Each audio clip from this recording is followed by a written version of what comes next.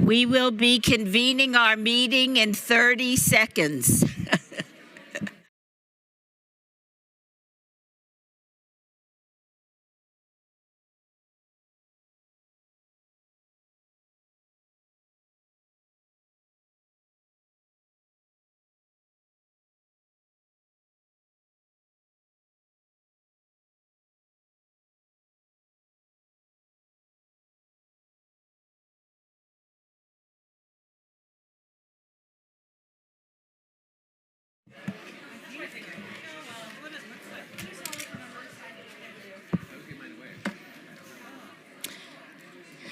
The February 4th, 2026 meeting of the City Council is called to order. This meeting has been properly noticed and posted in compliance with the open meeting law. These proceedings are being video recorded and can be viewed live on City of Las Vegas TV on Cox Cable Channel 2. You can also watch the meeting live online and access other city content by visiting lasvegasnevada.gov/connect. The proceedings will be rebroadcast on City of Las Vegas TV on Wednesday of the meeting at 8 p.m., also on Friday at 4 a.m., Saturday at 7 p.m., Sunday at 7 a.m., and the following Monday at 5 p.m. This building is protected by a state-of-the-art fire detection and suppression sprinkler system. If alarms should activate during today's meeting, please evacuate using the exits at the back of the chambers, out to the mezzanine, proceed out the double doors to the terrace and down the back staircase. For anyone that has difficulty with stairs, please check with a marshal or fire official for assistance. Once outside, please assemble on the northeast corner across the street from City Hall at Lewis and First Street. Employees wearing safety vests or our city marshals will inform you when it is safe to re-enter the building. For public comment related to the items on the agenda, citizen participation, and public hearing items, we have available a speaker card which you can complete and submit to the city clerk. Cards are available in the clerk's office or in the rear of our chambers. If you do not submit a card, it does not prevent you from speaking under public comment, citizens participation, or specified public hearing items. If there is anyone present today that is in need of hearing impaired equipment, please see the city clerk staff. Please note, if you are parked in the parking garage across the street, a self-validation machine is located in the foyer between City Council chambers and the security desk you walk through to enter these chambers. You must have your ticket with you to use the machine. If you do not have your ticket, see security personnel when exiting for a validation coupon. Before we proceed with the agenda, would everyone please rise for the invocation given by Rabbi Felipe Goodman of Temple Beth Shalom, and please remain standing.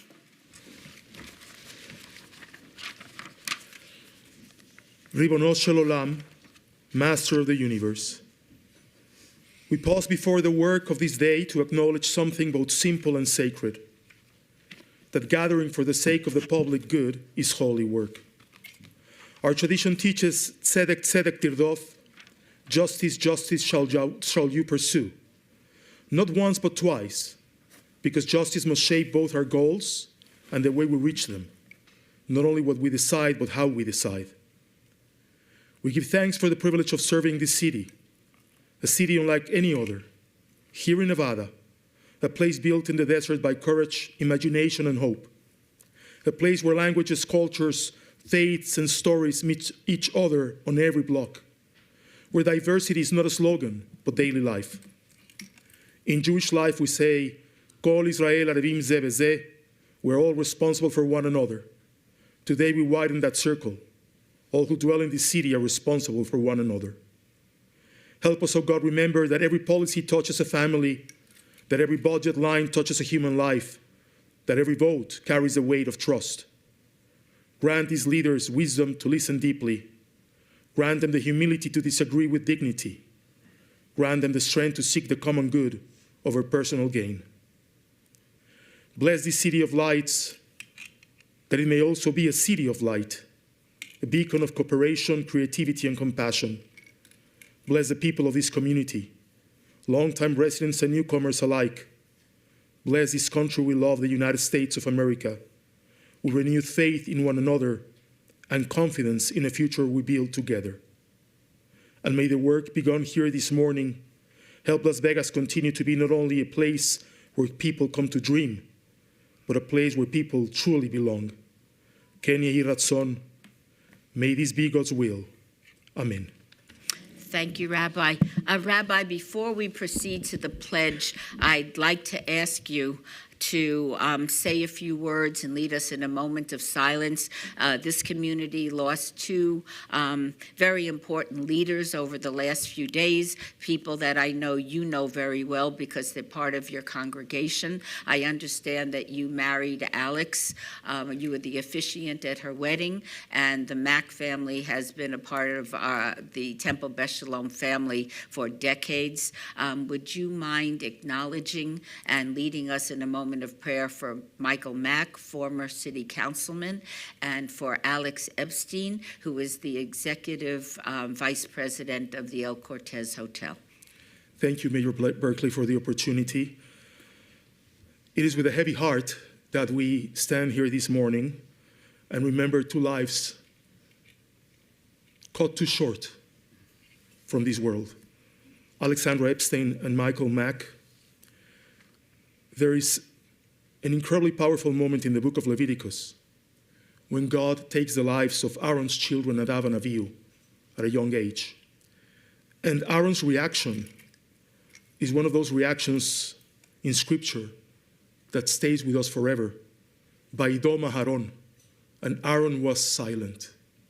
Sometimes silence is the most important expression of grief because our words can't fully explain what our heart is feeling. So please join me in a moment of silence for Alex Epstein and Michael Mack. Zichronam Livracha.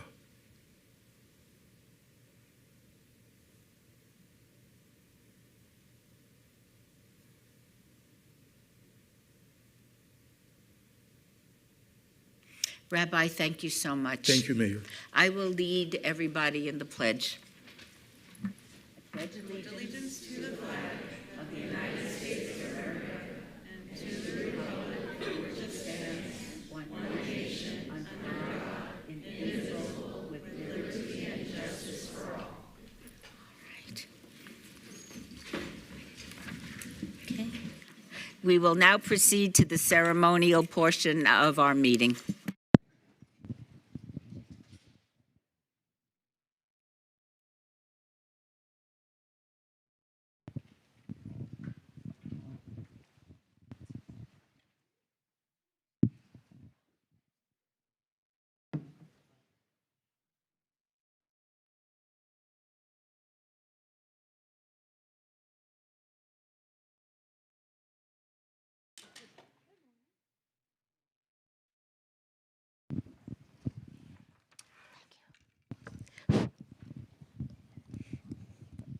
Good morning again, everybody. This is the ceremonial portion of our council agenda. And for the first item, Councilwoman Olivia Diaz will recognize our Citizen of the Month. Councilwoman? Thank you, Mayor Berkeley. Good morning, everyone. Welcome to City Hall and your council chambers this fine February morning. It's hard to believe we're in the second month of 2026, and it is with great honor that I was offered the opportunity to acknowledge the hard work of someone in Ward 3 that makes life better for all of our residents. And after many just highly praised feedback that I got about this one individual from both constituents and small business owners, I figured out pretty quickly that I needed to make him my Citizen of the Month today. So before I announce who it is, let's have our techs roll the video so we all know who we're talking about and who we're celebrating this morning.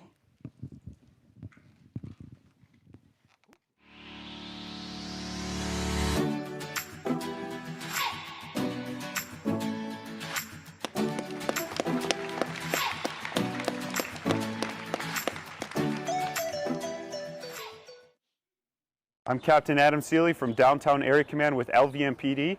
I'm out here today for a community cleanup with a bunch of our partners from the community. We've got the Raiders, Downtown Area Command, Casa de Luz, and a bunch of variety of other partners that are here to help us clean up the area. That's a big one.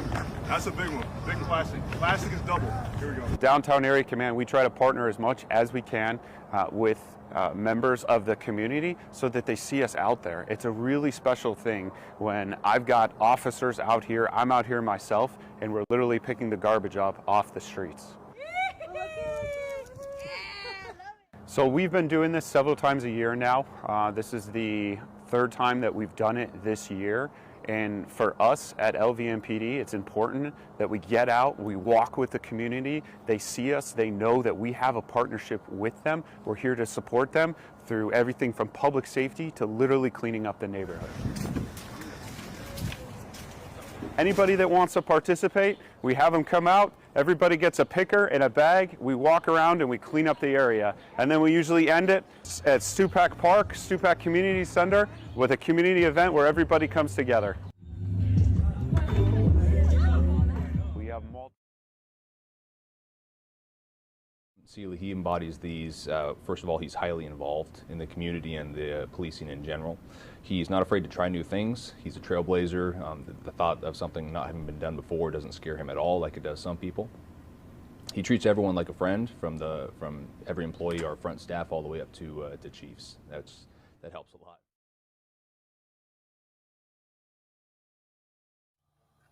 Congratulations, Captain Seeley, on your Citizen of the Month award. You certainly deserve it. And if I could give a bigger award, I would.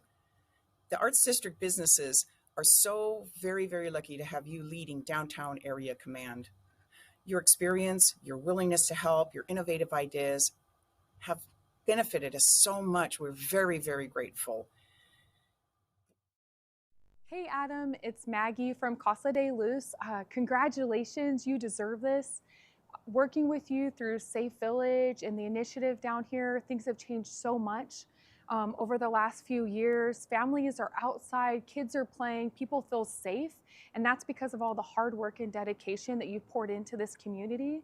But also, you've just brought warmth and friendship to that too, and I really appreciate that, coming to all the events, coming to the park, spending time with the kids, being a goalie, but really just being somebody that's approachable. So whenever the community needs you, they know they can reach out to officers because they care. So I really appreciate it. You deserve this. I'm Julie. I go to Casa de Luz, and after you came, I've wanted to been going outside because you kept the neighborhoods clean before you came. I didn't want to go outside because it's been dirty and trash around. But now I could get to play outside with my brothers. I play tag and stuff. Congratulations, Captain Seeley! Thank you for keeping us safe! Come on down, Captain Seeley.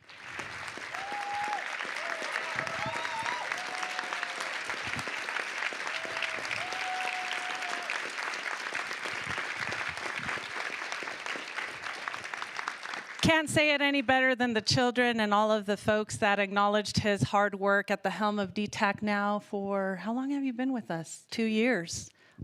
That's a long time for keeping a captain, and we're so grateful that Metro hasn't moved him yet on us, because I think, had 5 captains in 6.5 years that I've been the councilwoman for Ward 3. So it really matters that we have someone like Adam at the helm at DTAC. As the children stated, he's down to earth, he's fun, he's caring, and he knows how to have fun. He really knows how to connect with our youth, and I think that makes us stronger as a community, and it definitely, he's the bridge between law enforcement and our community, so that when things go south, they know that they can entrust their safety to our law officers in uniform. Captain Seeley, again, has served with the Metropolitan Police Department since 2008, bringing nearly 2 decades of experience, professionalism, and integrity to every role he has held. These roles have included patrol, and investigative assignments with Southern Nevada Human Trafficking Task Force and the Narcotics Community Impact Team. He also served as lieutenant in the Internal Affairs Bureau and the Southern Nevada Counterterrorism Center. Since joining DTAC in the spring of 24, Captain Seeley's leadership and partnership has definitely helped us as a city navigate so many challenging times. Copper thefts were at an all-time high that spring, which affected many business owners in the Arts District. He helped us bring a safety coalition to the area. He also has made himself available to affected parties every turn of the corner, whether it's regarding a squatter house, whether it's regarding just a lot of rampant criminal activity that is escalating in a neighborhood.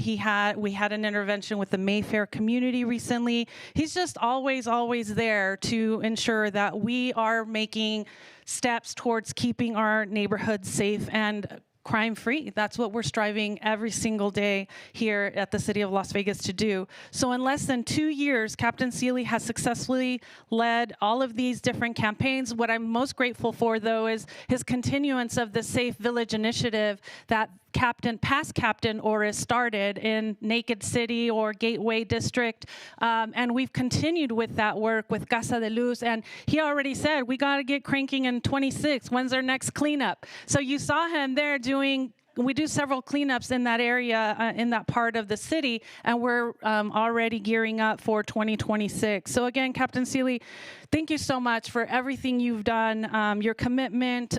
We can see it through and through every day, and I always am praying that, you stay safe. Every day that you and your patrolmen and officers are out doing God's work in our communities, that you continue to stay safe. I want to acknowledge that his wife came here to be presencing this moment, and so is his mom, proud mom of Captain Seeley, and we'll have him come up in a little bit, but before then, I just want you to offer some remarks about what it means to be Mr. February, he's telling me. He is Mr. February, not just February, he's not just February Citizen of the Month, he's Mr. February, but he deserves that and so much more. So here you go, Adam.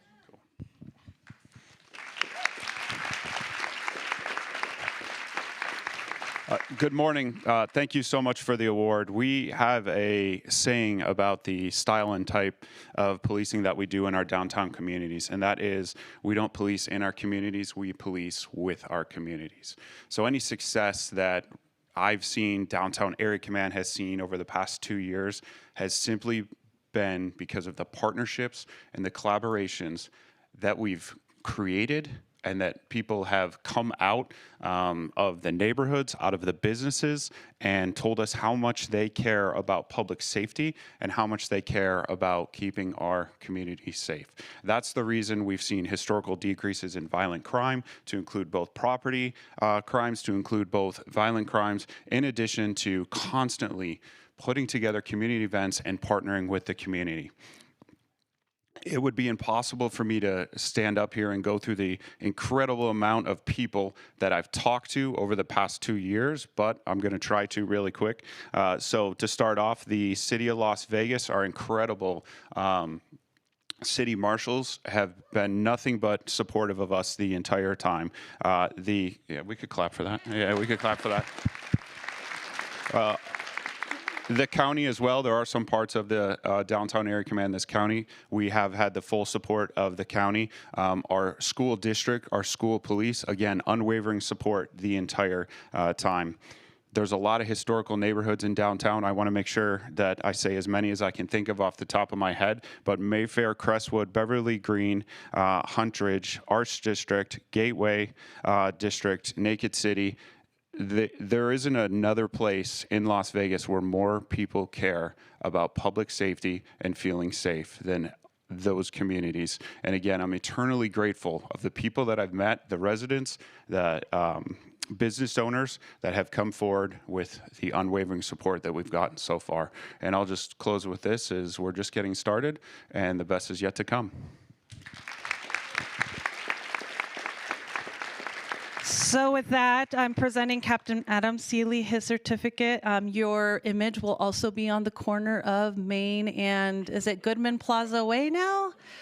So you need to make sure that you also take a picture with your picture out there at some point before March comes, all right? All right, we'll take a picture, and then if wife and mom can come and join a picture as well. Thank you so much.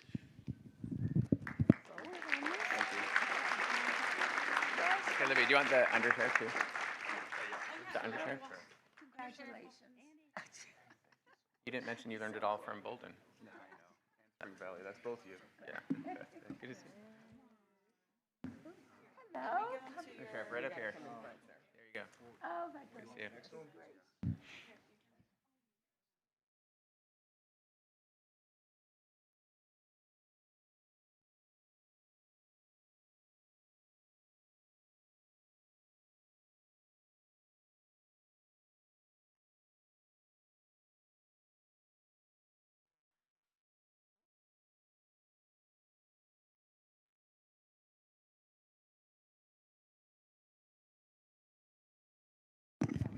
And a special shout out to, yes. Are you deputy sheriff? Undersheriff. Okay, Under Sheriff Walsh, who was a past DTAC captain and I know has trained Adam so well to be doing the job that he does, right? Yes. Yeah, we talk a lot, and I'm really proud of the work, Adam, that you've accomplished, and it really is. You said a lot, and the relationships, and but to see your family here, for those in the audience that don't understand how often that phone rings when you're the captain in that position. It's a special job, but it takes a special commitment. But Adam wouldn't be successful if it wasn't for his family, especially his wife. And Erin, I know you're out there too as his assistant. That it's never-ending work, but it's important work, and it takes a special person to do what you've done down here, Adam. So congratulations, you deserve it. And your two boys are going to watch this later because they couldn't get off the hook from not missing school, but can you mention them? Yeah, of course. And as the undersheriff mentioned, the amount of phone calls that I get in the middle of the night and have to jump out of bed and wake her up is unbelievable. And then obviously my two sons, Orion and Finn, my twin 8-year-old sons, I just want to say hi to them so we can watch this later. All right, thank you. Thank you.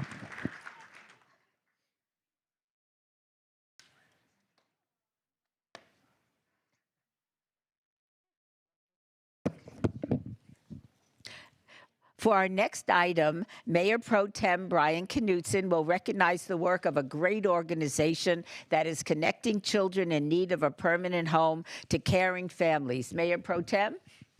Thank you very much, Mayor. So I'm going to ask the staff from Raise the Future to come on down in a nice, orderly fashion. While they're doing that, give them a round of applause.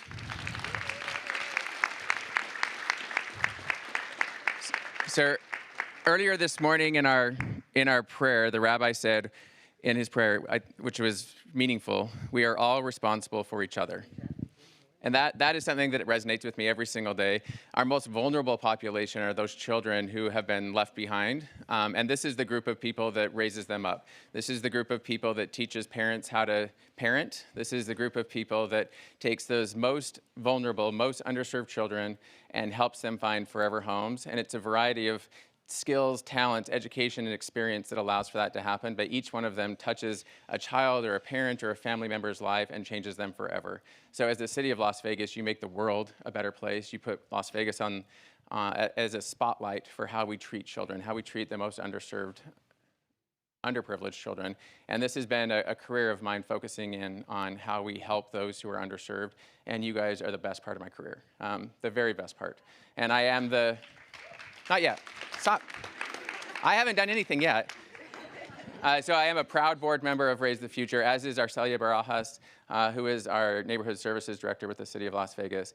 But again, for each and every child and family and community person that you interact with, it is so vitally and critically important to everything that I believe in.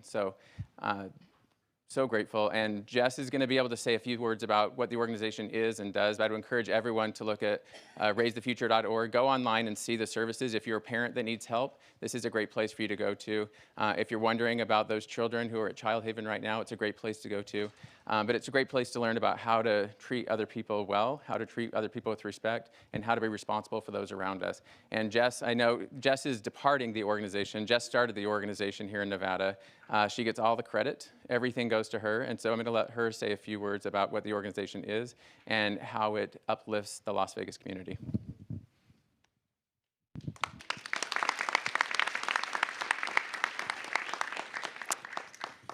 Thank you, Councilman Knutson, for those kind words and introduction. Today, we recognize Raise the Future Day, a moment to shine a light on children and youth experiencing foster care, the families who open their hearts and homes, and the people who work every day to make permanency possible. For those who may be hearing about Raise the Future for the first time, our organization exists to ensure that children and youth experiencing foster care don't grow up waiting in foster care. We design and implement evidence-based programs that reduce the amount of time that youth spend without a permanent family and increase the likelihood of lasting, healthy connections. At our core, we believe that belonging is not a privilege, it's a right. The need for this work is real and ongoing. Children continue to enter foster care every day, often carrying trauma, loss, and uncertainty that no child should have to burden. Families want to help, but they need support, training and encouragement to say yes and to continue saying yes. Our work lives at the intersection of urgency and care, where timeline matters, but relationships matter more. What really makes this work possible is people. I have had the privilege of leading this organization for the past 12 years, and I want to take a minute to acknowledge the team behind the mission. They bring skill, compassion, and unwavering commitment to some of the most complex work in our community. They show up for children, for families, and for systems that need thoughtful, healthy disruption and steady partnerships. This team understands that permanency is not a placement. It's a promise of consistency, advocacy, and long-term support. They lead with both accountability and heart, and they hold hope for children and families, even on their hardest days. Raise the Future Day reminds us that change doesn't happen by accident. It happens because people choose to act, to invest time, resources, and belief in outcomes that may take years to build. And when we do that together, futures are changed for the better. Because we know that the future is not something that we wait for. It's something we actively build together. Every partnership, every shared commitment, every act of support. Each one moves a child closer to belonging. Those outcomes are strong when we share and invest in what we know is in the best interest for children and families. I want to offer my sincere gratitude to Councilor Knutson, who consistently shows up for children and families. Your leadership goes beyond policy. You lean in, you listen, and you live the values that put children and families at the center of decisions. Thank you for your commitment, your heart for this work, and for continuing to be a champion for those whose voices are often left unheard. Thank you to Mayor Berkeley. Oh, yes, absolutely. I can pause.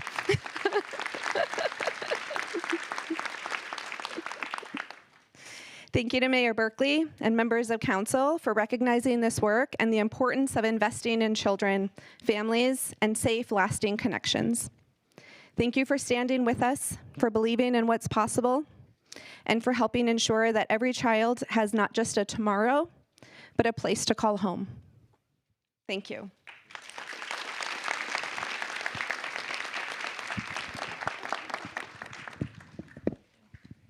Really quick, this is the best part of this whole proclamation to read. I don't read all the other stuff because you should go online and read about what great things they do. But in the city of Las Vegas, we call all citizens to observe this day to be recognized for the importance of supporting children and families in the foster care system, appreciating the dedicated work of Raise the Future, and committing to efforts that help every child experience connection, healing, and the opportunity to thrive. And we, the mayor and members of the Las Vegas City Council, do hereby take great pride in proclaiming February 4th, 2026 as Raise the Future Day.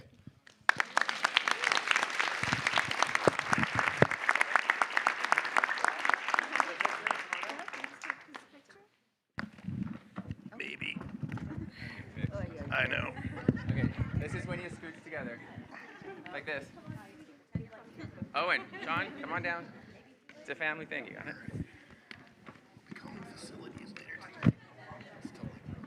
Totally. You're gonna have to get scooch more. How did it get so heavy?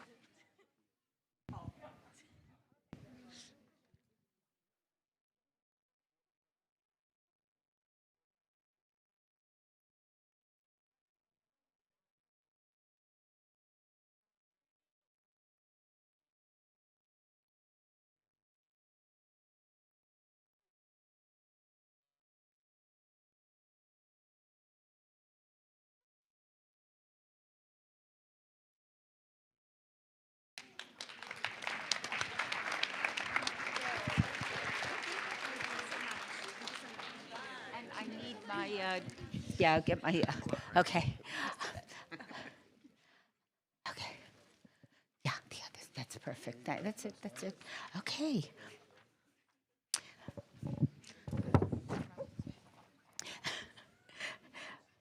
For our final item, we have some special guests to help celebrate the Lunar New Year. I'm going to ask the City Council to please have a seat in the front so that we can observe and welcome the Lohan School of Shaolin Lion Dancers to perform. May I ask them to do so now?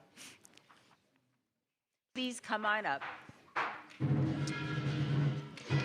Okay. Lean my back. Oh, God. Okay. Shaolin.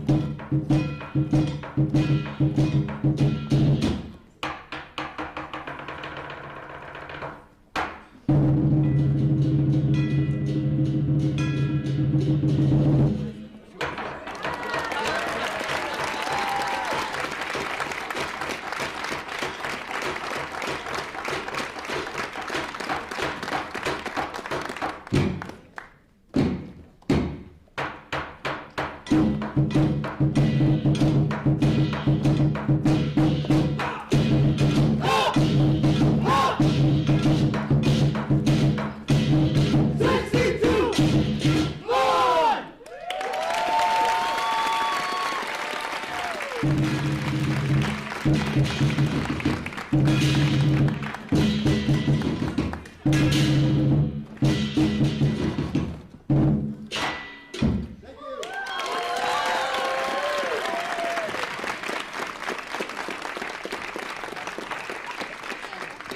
Thank you. Thank you. Thank you. Thank you so much. What a wonderful performance as we celebrate the Year of the Horse. And at this time, I'd like to invite my friend, Janie, to join us up here. And will you tell us a little bit about Lunar New Year? Absolutely. Thank you, Mayor, Councilwoman Francis Allen Polanski, and all council members. You know what? I'm going to follow you, Councilman. Can I bring the culture ambassadors? Please come up. Just because Okay, so as a tradition, we like to give all of you our thank you, Armstrong. All right, thank you so much. And I'm gonna actually invite Derek to come up because he's a better MC than I am, Councilwoman. But thank you for making this happen. I know Jerry, Sarah, Jace, wherever you are, I know you're running around. The whole team, thank you so much. So Culture Ambassador and Derek, why don't you take this because you do it so well. Oh, thank you, Janie. You're so kind. We should get together sometime, huh? Or Mayor Berkeley, council members, distinguished guests, and members of the community. Good morning, and thank you for the opportunity to be here today. We thank you as well for your continued leadership and support of the diverse communities that make Las Vegas such a vibrant and welcoming city. As our nation prepares to mark a historic milestone, the 250th anniversary of the United States, we are reminded that America's story is not a single narrative, but a tapestry woven from many cultures, traditions, and contributions. And it is in that spirit that we are proud to share an exciting announcement today. This year, in 2026, Chinese New Year in the Desert has been officially recognized as a partner of America 250.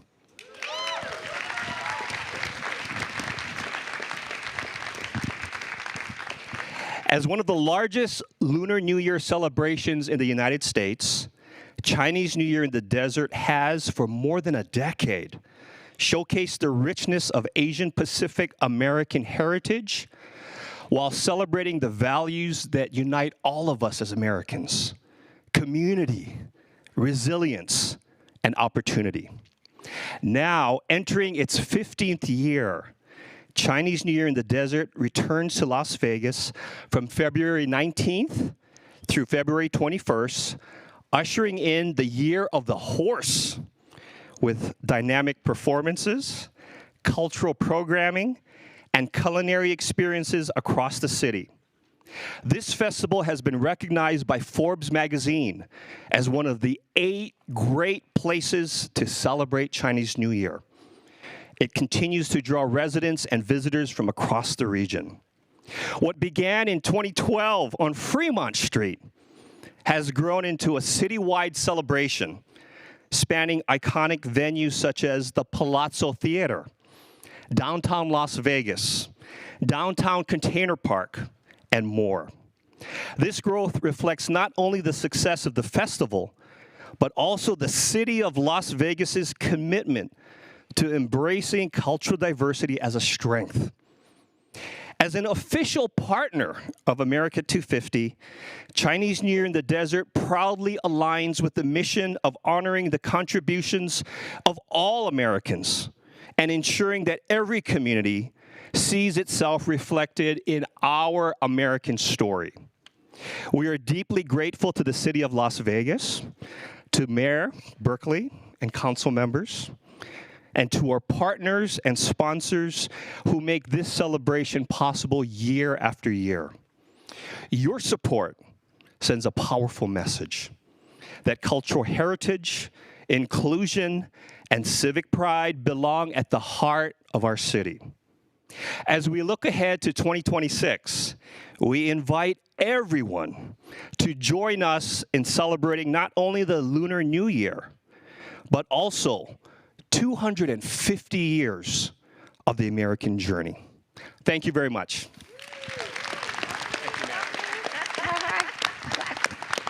Jani, could I ask you to join us? Sure. On behalf of my colleagues on the City Council, first I want to thank you so much for being here and the remarkable presentation. What a wonderful way to start our City Council meeting. And I've got 2 certificates from the Office of the Mayor in honor of CNY in the Desert, and I'd like to present that to you. Thank you. And honoring the Lohan School of Shaolin. Thank you so much. Thank you so much. And may I give that to you? And now if you will all join me for a giant picture, that would be terrific.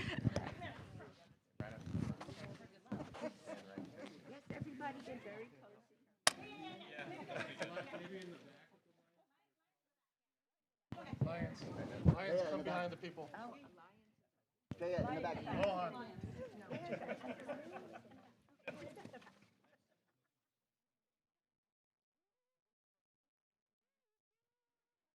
We have more, but wait, there's more. It's all good. We can make it. Everyone's always welcome here.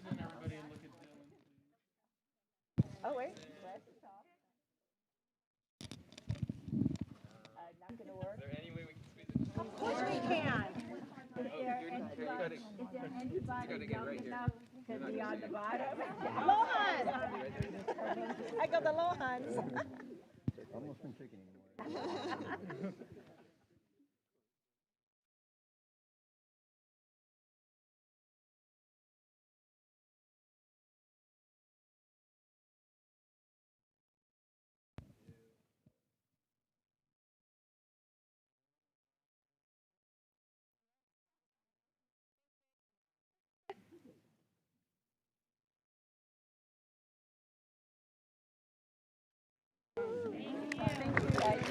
Thank you, Mayor. Appreciate it. Thank you. Mayor, thank you so much. Oh, thank you. Thanks for doing this. It's so good. Thank you. Love it. Remember the explanation? I do indeed, of course. Good seeing you again. Thank you. Thank you for this. Oh, okay.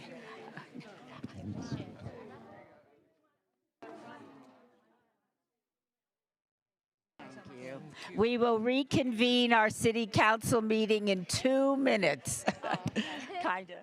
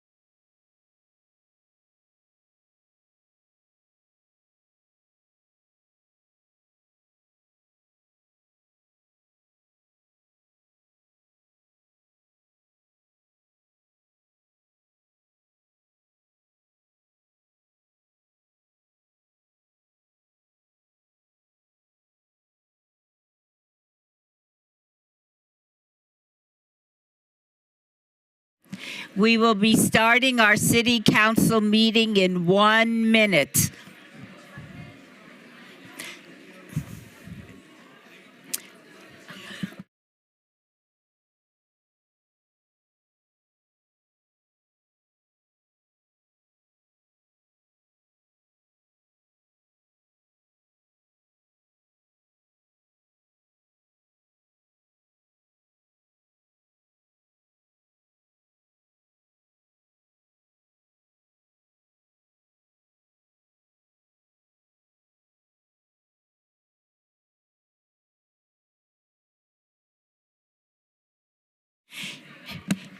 If you no longer have business in front of the city council, will you please leave?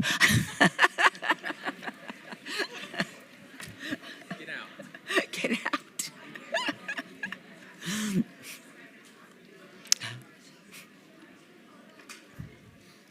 Okay, 1, 2. Well, there's only 3 of us. So.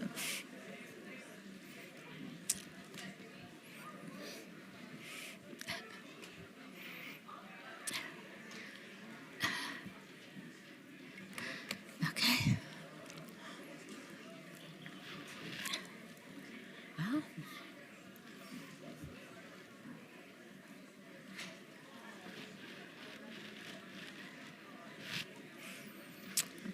Okay, we have a quorum.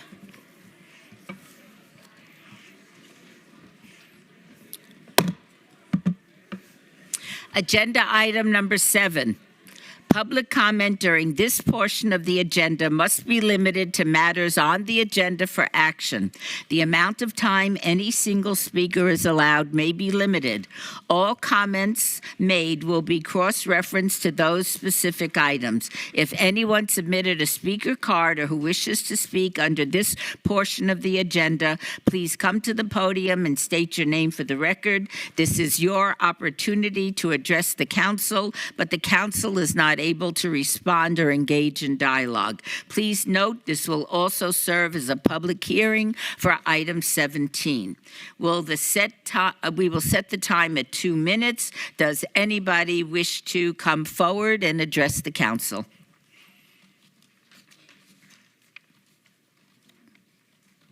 Okay, please come forward and state your name. I think you need to come right to the front. My name is Sebastian Crawford, Sebastian, last name Crawford, Crawford. My concern has to do with docket items regarding housing. Basically, not only was I born in this city, borderline homeless, barely scraping by, living pizza to pizza on Little Caesars $5 pizzas, I had to watch these multi-billion-dollar properties be built, and not only did you city council members agree to our wages to not be correlated whatsoever to the profit generated by these companies, you have decided that we have basically zero rights as employees because everyone that I work with is scared of being fired because they have jobs that finally allow them to not be borderline poverty. Okay, so now what we're looking at is we're looking at a housing crisis, and the people that are profiting are the city members sitting on this council right here. Okay, so what we're seeing is that the housing prices have literally gone up 60% in the last 5 years, and what this means is that each and every single city member sitting at this council has profited off this fucking issue. Okay, and so the point that I need to bring forward is the fact that my generation is getting completely screwed. Not only do we go to work to generate profit for these multi-billion-dollar companies that pay me barely enough to get by, I'm seeing my rent, my prices of electricity, gas, everything go up every single year. It's getting to the point where I'm looking at all these companies and I'm wondering who's actually benefiting from this. It's one person, it's 2 people, it's the owners of these companies, but company profits do not generate without workers. This is something that this city, I don't know how we have built the whole city around this concept being avoided, but companies do not generate profits without workers. I don't know how any of you do not understand this, but in my generation, I'm going to make sure that the profits of companies go to the workers who generate that profit, okay? Okay, thank you very much. Mayor, if I might just, do you want me to, Jeff Dorkick? Yes. Do you want me to, he's leaving. And Mr. Nimrod, for you, just a reminder, the opening comment is for an agenda item. So we got to be on agenda point, not a general comment, but. Yeah, no, yes, I know. Thank you. Yeah, just make sure you do the agenda item like usual. Thank you. Yeah, what I usually do. What's the thing? Because the guy before you forgot. Yes. Yeah. No. But I remembered. Hello there. Welcome. Okay. The great mayor, the great council. How do y'all do today? Yes. My name is Eric Melchizedek Christ Nimrod. You can find Hebrews, the 2nd chapter, the 14th to the 15th verse says about my twin brother Jesus Christ, that he became a man, flesh and blood like we are, that through death he would destroy him who had the power of death, that is the devil, and free those who through fear of death were all their lifetime subject to bondage. So Jesus conquered death and came as a man to free us from the fear of death, which is the greatest fear on the planet. People are always fearful of dying because that Roman cross represents death and have a body stuck to it. Now, for my friend here, I'm in agreement with Agenda 29, $45,000 for 45 youth-related projects. Actually, that's like $1,000 each project. I would imagine a little bit more money would be nice. Thank you. Thank you very much. Is there anyone else wishing to address the City Council at this time? Seeing no one, we will move to agenda item number 8. For possible action, any item from the 9:30 a.m. session that the council, staff, and/or applicant wish to be stricken, tabled, withdrawn, or held in abeyance to a future meeting may be brought forward and acted upon at this time. Mayor Pro Tem.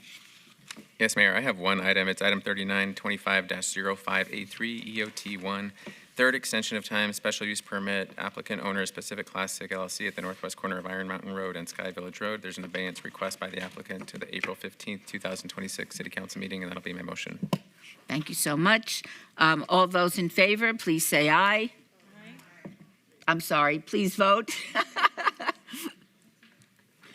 Please post. Aye. Is everybody's not working? All right. Okay. A motion passes.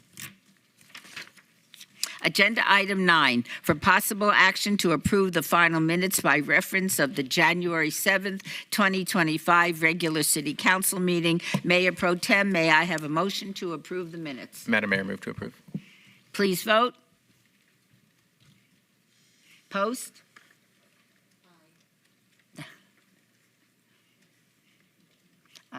Motion carries. Thank you so much.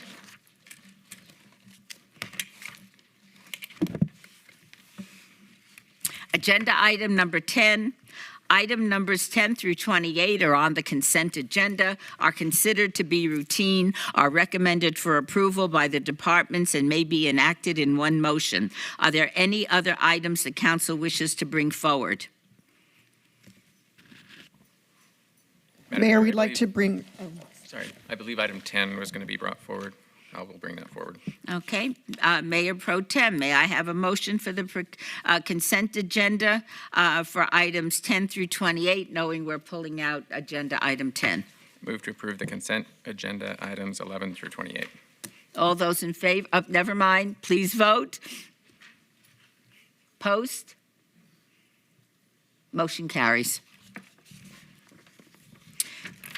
We'll bring the agenda item number 10 forward. Possible action to exercise the first option term to extend the master services agreement between the City of Las Vegas and the Mayor's Fund for Las Vegas Life for 1 year, $466,000 from the general fund. This impacts all wards. Could I ask Sabra, Ms. Newby, and Sally to please come forward? Thank you, Madam Mayor. For the record, my name is Sabra Newby. I'm a Deputy City Manager. The item before you today is the first of the optional years in a contract with the Mayor's Fund for Las Vegas Life. As you may recall, the initial contract was for 3 years, and then it also includes 2 one-year options. This is the first of those 2 years, and the fiscal impact is $466,000 from the general fund. I'll turn it over to Ms. Dobler, who can talk a little bit more about what the Mayor's Fund does. All right, thank you so much. Thank you, Sabra. And for the record, I'm Sally Dobler, CEO for the Mayor's Fund for Las Vegas Life, and I want to thank the council and the mayor for the attention to our item this morning and for the opportunity to tell you a little more about how we actually operate the Mayor's Fund for Las Vegas Life. From 2017 to 2023, the Mayor's Fund was run as a department within the city and not as a nonprofit organization because it was in the city. When we separated in July of 2023, we became a third-party partner and had to educate the public as well as the city staff, including leadership and the departments, as to how we would work together and secure grants, work with donors, and more. And additionally, there was limited public knowledge as to what the Mayor's Fund even was outside of the walls of City Hall. We had to build that awareness from the ground up, and there's still considerable misconceptions as to what the Mayor's Fund does as an independent nonprofit. Every year since we launched, we've established an operating budget that is approved by our board and includes our revenue goals. And these goals represent the revenue that are the programming funds that we will grant back to the city. We exceeded our goals for the first years and have forecasted an increase for this fiscal year, which is aggressive in today's fundraising climate. But we are almost at half at that for midpoint for this fiscal year. It's important to know that we are a two-person organization that processed 300 separate donor transactions last year. This includes each transaction requiring time and solicitation, procurement, financial compliance, stewardship for our donors, and more. Note the goals for this fiscal year do not include the Veterans Memorial, as we are treating that as an independent project in our organization. It has come to my attention there's been some misunderstanding as to whether our board members, and I assume our advisory committee, which is not governing, were advised that they would be tasked to fundraise for the Veterans Memorial. In reality, the only members of these groups who are working on fundraising actually volunteered to help us. We are deeply grateful for their commitment to the city, to our organization, and most importantly, to our precious veterans. The Mayor's Fund has established pillars for fundraising that we revisit at least twice a year. And for 2026, we blended our pillars with the newly established pillars for the city, as we felt as being our partner with the city that was appropriate. The Mayor's Fund is a unicorn in that there is not another hybrid nonprofit like it in the state. And while there are other Mayor's Funds around the country, they all have different missions and structures. After 2.5 years, we are closer to understanding the community's appetite for working with an organization like the Mayor's Fund and have a better understanding for potential grant award success based on our history of applications.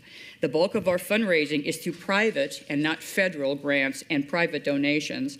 And as kind of a side note, more and more corporations and private donors are requiring a formal grant process because of the deluge they have from solicitations from nonprofits. However, pass-through donations do allow the city to have significant benefit in revenue they would not otherwise be able to solicit and receive, and as evidenced by the $125,000 CES donation that we were able to turn around in a matter of days in December.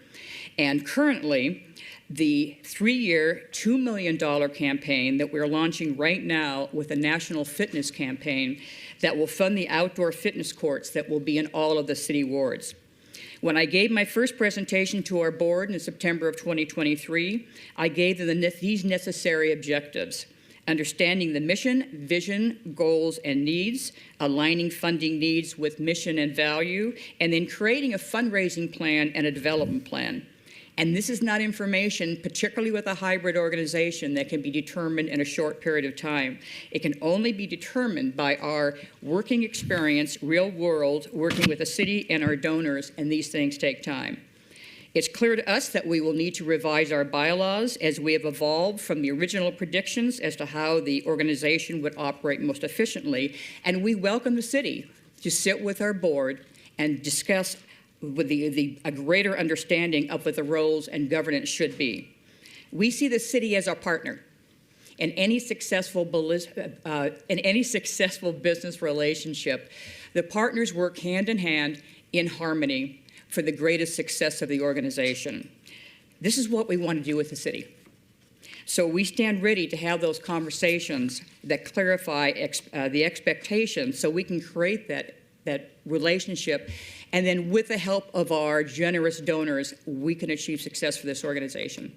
So I want to thank you for indulging me, and happy to answer any questions that you may have.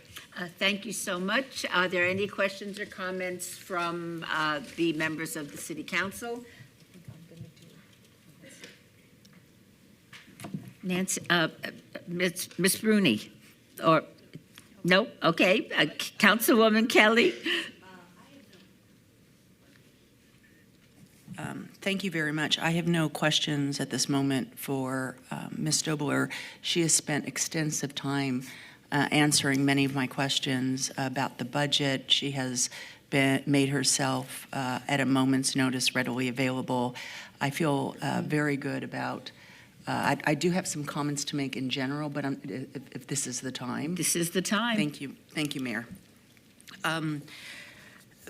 So I have spent, my staff has spent a lot of time trying to get myself up to speed, being the new kid on the dais, and trying to understand the history and where we are.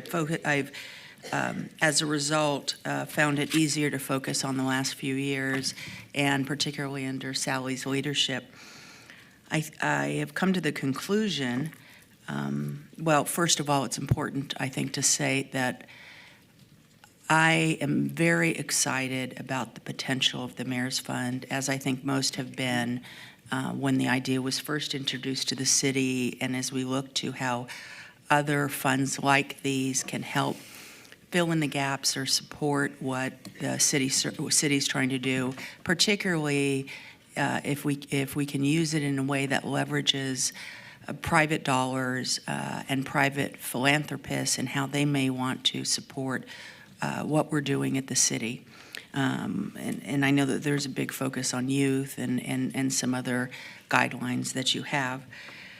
The Mayor's Fund does provide more benefit to the city than the contribution that it will receive from, or assuming it may receive from the city today.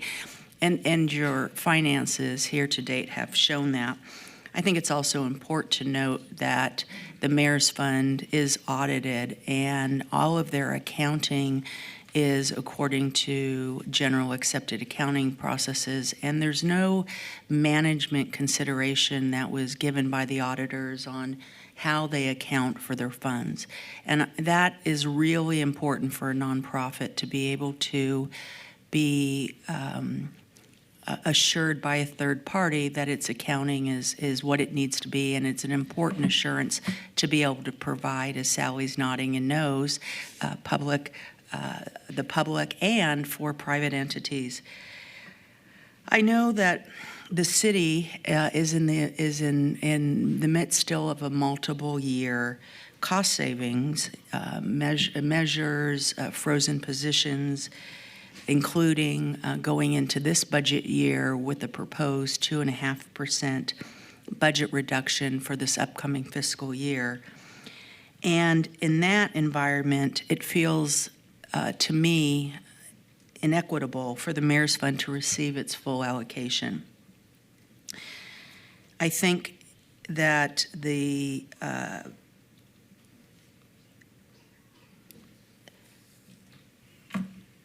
that along, the mayor does receive this cash contribution and then does receive some full, some in-kind support as office space, et cetera. And the Mayor's Fund audit for 25 indicated that the funding sources are not narrow. That's not a surprise to anybody. In fact, it's one of Sally's missions and may in fact be one of your goals by your board, but I know that expanding that the number of funding sources is something that you have shared as a great desire on many occasions.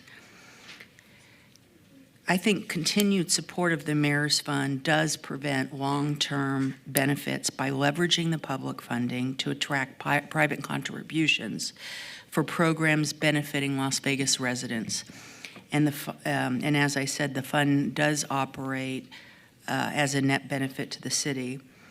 I recommend that the city approve a contribution that reflects the city's financial situation and while I'm open to hearing others' level of what that might be, I can support this item if there is a reduction in the level of support. I think an adjustment encourages greater operational efficiency. It's not without understanding that it's an impact to what you're trying to achieve, but I think it, while recognizing the measurable value that you contribute, recalibrating the city's financial support will promote fiscal responsibility, improve organizational efficiency, and I think more importantly, show to the rest of the city staff and employees that when we are looking at asking to take additional deficits, again, if that is so, it is so at this particular point, I think it's incumbent upon us when we're giving money to other parties that we incorporate that fiscal restraint as well. I will say finally that one of the things that has been difficult for me to grasp what is the process, or at least the process we're in now, where we're looking at an agenda item that is for the next fiscal year, yet the budget process has not even been, is ongoing through the staff, but we don't even see the budget until March for the first time. And ideally, we would not be considering contributions that are included in the budget until after we would see the budget as a whole. That makes more process sense to me. But also I will note that this being my first and last budget cycle, I may just be seeing that in a way that is unique. Thank you, Mayor. Thank you so much. Ms. Bruni. Thank you, Mayor. And thank you for pulling this. I just wanted to share, I will be voting no on this item, but I wanted to provide some context because I want to make it clear that I support the Mayor's Fund. I have been a long champion of the Mayor's Fund from its inception because our community desperately needs a successful Mayor's Fund.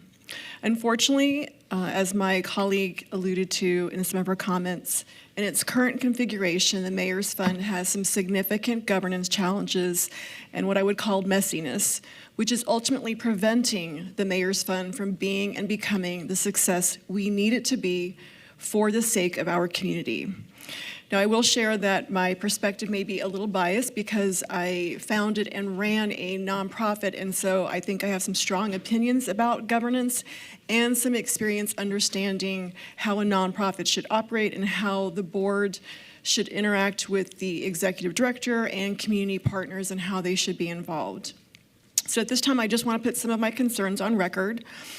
In its current form, it's not clear who is driving the Mayor's Fund. There are issues about whether the board is truly a governing board, deciding the priorities, executing the mission, or whether this organization is simply a function of the city as it was in its original configuration. I'm troubled that we've lost board members because of this governance ambiguity, or what I would call messiness. And I've heard from several people in the community that they still don't understand what the Mayor's Fund is trying to do. So I think the governance messiness is, again, preventing us from being effective. We are almost 3 years in its current form, and we don't have a strategic plan. And while the organization is independent, so that we at the city shouldn't have input into the way the funds are spent under the funds that the Mayor's Fund controls, I do have concerns about the extraordinary use of or over-reliance on consultants, a concern that has actually been shared with me by several board members as well. My hope is that the board, which has a new chair, who I've talked to several times, and the city can work together in a more robust, proactive way over the next year to finalize a strategic plan and come up with a clear mission and develop some very clear, aggressive performance metrics.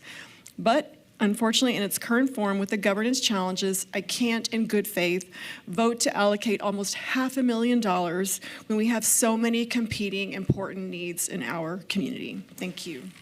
Thank you so much. Is there anybody else that wishes to comment? Ms. Polensky. Thank you, Madam Mayor. Just by way of explanation, kind of from my own perspective, larger, big picture, I was elected 3 years ago to this esteemed body, and I came as a mom of 2 kids in local schools. I wanted to make an impact, and come to find out, when you serve on the city council, you have no authority over the school district or the schools. So I thought, how can I best make a difference in the school ecosystem? And myself and my Ward 4 team came up with a concept of awarding an Excellence in Teaching Award to an elementary school, a middle school, and a high school teacher in Ward 4. And it has been so warmly received, and we show up with a ginormous oversized check like we're the Publishers Clearinghouse circa 1995, if anybody remembers, and gifts for the teacher. It's a remarkable thing. We have very little impact on schools, but I couldn't do this program without the mayor's fund. No one as an elected official wants to go out and solicit money. A, it's not pleasant. B, people say untoward things. So having this vehicle, this mayor's fund, our sponsors write checks to the mayor's fund. They are completely a 501c3, meaning the people who contribute get a tax deduction for it. I never touch the money. I don't want to touch the money. And the money goes directly to those teachers that we choose every year. It's a beautiful thing. It couldn't happen without this vehicle. I just want to highlight the positive that without your organization, Sally, this program wouldn't be able to really flourish. And I would hate to see that when I go back and ask these sponsors to help pay for this year's distribution of Teachers Excellence Award checks, that their checks in the future might have to be bigger because they have to pay for the administration. The evolution of time, it used to be a city organization, but when we solicit funds for the mayor's fund, it's very important for us to be able to tell the donor that the city picks up the administrative costs. All your money, your contribution will go directly to the good. So let's keep that in mind overall. We need to maintain this. Whether the distribution goes up or down, we can debate here on the dais all day long, but we need to have this vehicle. This vehicle needs to be self-sustaining, and we don't want to ask our donors to pay for administrative costs. Thank you, Madam Mayor. Thank you so much. Is there anybody else that wishes to speak before I call upon the Mayor Pro Tem? Mayor Pro Tem. Did you care to say something? Okay. Ms. Summers Armstrong. Thank you, Madam Mayor, and thank you so much, Sabra and Sally, for your presentation and the clarity. Thank you for taking the time to sort of educate me, because I'm the newbie and don't necessarily know all the inner workings. For me, I am extremely glad that we now have an organizational structure that has a board, that has responsibilities, that can have governance. And I understand that there could be still some things shaking out. Rome wasn't built in a day. City of Las Vegas certainly wasn't built in a day, and we are always evolving as new ideas come on board and new people come with prior experiences, and that's here to make us better. I'm not expecting any one person to fix everything. I think we have an opportunity to work collaboratively here to sort of iron out the wrinkles, and I'm willing to give time to get that done. I agree with my colleague that we want contributions from our businesses to go to do the good work. This past Christmas, we were able to ask local businesses to contribute to a huge event that we partnered with Commissioner William McCurdy to put on, and our Parks and Rec folks did at the Doolittle Community Center. That was absolutely phenomenal. And any person that I asked, they were willing to give. And when I was clear with them that their contribution would go to this particular thing and that it was a 501c3, they were even faster to respond. So I think we have a need for this. And I think that the things that folks are concerned about can be worked out. It's our responsibility as a city council to do that, to work on what we believe this should be from our own personal perspective right now. as a new organization, as a new leadership team.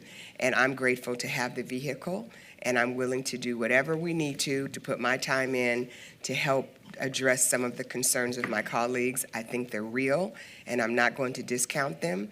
But as I've said to my colleagues, we have to do more than just complain about it. We have to be willing to put the work in, and I am. And I want to thank you very much for all that you've done so far, and we're going to get better. Thank you. Thank you so much. Ms. Diaz. Thank you, Madam Mayor. And to echo the sentiment of Councilwoman Summers Armstrong, I think MPT and I were here prior to the establishment of this new organizational structure. And I think that it is imperative that we have an organizational structure that is not within our wheelhouse. It needs to be separate. The bright line needs to be there, and it needs to be its own creature. And it has to be its own 501c3, independent of us, the city. Everything in its infancy sometimes is not going 100%. And I mean, the baby gets sick, it starts to walk, it takes a fall. But I think the purpose and the intent and the mission and the heart is there of wanting to do more by our communities and having an avenue by which we can pursue some of these projects that if we don't do it philanthropically, we're not going to really see them materialize, and we're going to have to keep kicking the can down the road instead of tending to the needs in the community because we don't have the means and we don't have a way to attract people to give to those projects that are so needed now, not 10 years when our budgets can afford it. So I understand, but even the budget decrements that we're requesting of different departments are not a for sure thing yet. We're still holding all of our fingers and toes crossed that all of the revenue that's coming in is staying steady and not at a delta in the negative, but just staying even. And I think that as long as we see that, I don't think we're going to have to request the other departments take decrements. We are asking, embracing, and preparing. It is a preventative drill. And I think that then if we do start to see the delta in revenue going in the wrong trajectory, then we have the conversation during budget conversations, and then we brace ourselves for what we should do in the future. But I think that it would be very damaging and paralyzing if we try to just not continue to do the good work that the Mayor's Life Fund, and I feel at ease that we are being audited, it's passing with flying colors, there are no concerns being raised.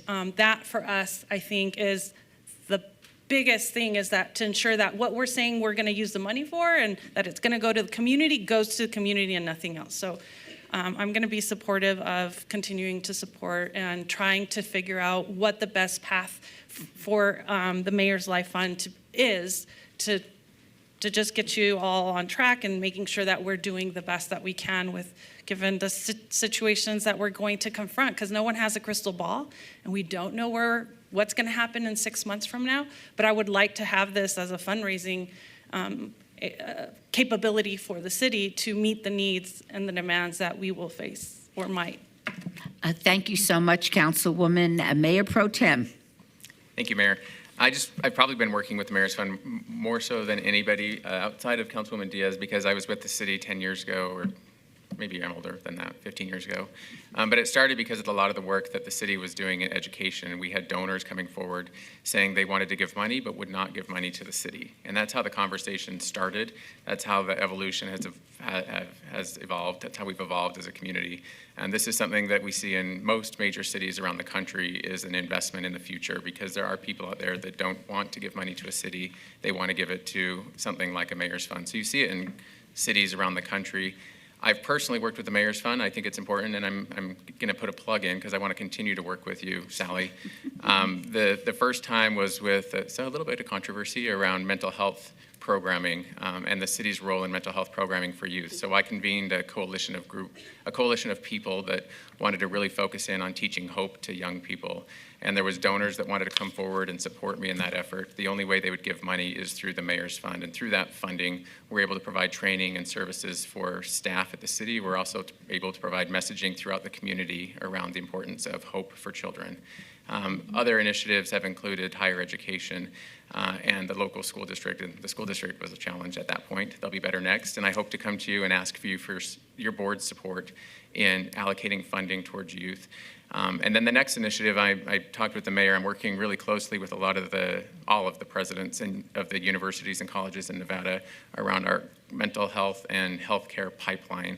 And I have a strong gut feeling is that I'm going to be calling on you and your board to support efforts on behalf of donors to give greater access to healthcare within our community. So I think the role as city council person allows me a bully pulpit to stand on. And when you do that, people come forward and say, let me help you. And it's very easy to say, I know how to let you help me. And here's Sally. And so I hope we can continue this relationship because I have a lot of ideas. I have a lot of coalitions that I've built, and I'm going to need a funnel for donors out there who want to give and support our vision for a better community and a better Las Vegas. So I'm in full support. I would make a motion to approve, but before I do that, I had promised a commitment. I put my money where my mouth is, and on behalf of the mayor, because I told her I would give, because I missed her birthday party, I do have a check for you. So I'm gonna ask Ms. Luann to hand over my contribution to the mayor's fund. Thank you that very much. I owed you that. And so with that, Madam Mayor, I'm comfortable with the item as is. I've heard all the discussion. Thank you. I was also a consultant to most of the major nonprofits in town, and there wasn't a single nonprofit that I ever went to that didn't bring up governance as one of their major issues. So it is something that you continually work towards. I am certain you heard the messaging today we always need to improve, and I am there to help you improve where you need to. And with that, I'm ready to make a motion to approve the item as is, and thank you for your help. Thank you. Please vote. Post. Motion carries. Thank you very, very much. Thank you very much, and we look forward to an even deeper in partnership with you, so thank you. Thank you. And thank all of my colleagues for speaking out. I think we could always do better. And the comments that were made today, I am sure will be taken to heart, and we will be a better and stronger Mayor's Fund for Life in the future. Agenda item number 29. Discussion for possible action on the Youth Neighborhood Association Partnership Program Grant Review Board recommendations to allocate $45,000 for 45 youth-initiated projects for general fund. This affects all wards. Dr. Malich. Thank you, Madam Mayor, City Council. Dr. Tammy Malich, Director of Youth Development and Social Initiatives for the City of Las Vegas. And except for the mayor, I have the best job in the city because I get to hang out with our future leaders. And today is going to be an exercise where you all get to see that. It's exciting because this is our 26th year for Youth Neighborhood Association Partnership Program, YNAP. And to date, the program has funded 735 projects, totaling $729,344 of city investment, with a match of almost $7.3 million. The return in investment is pretty extraordinary.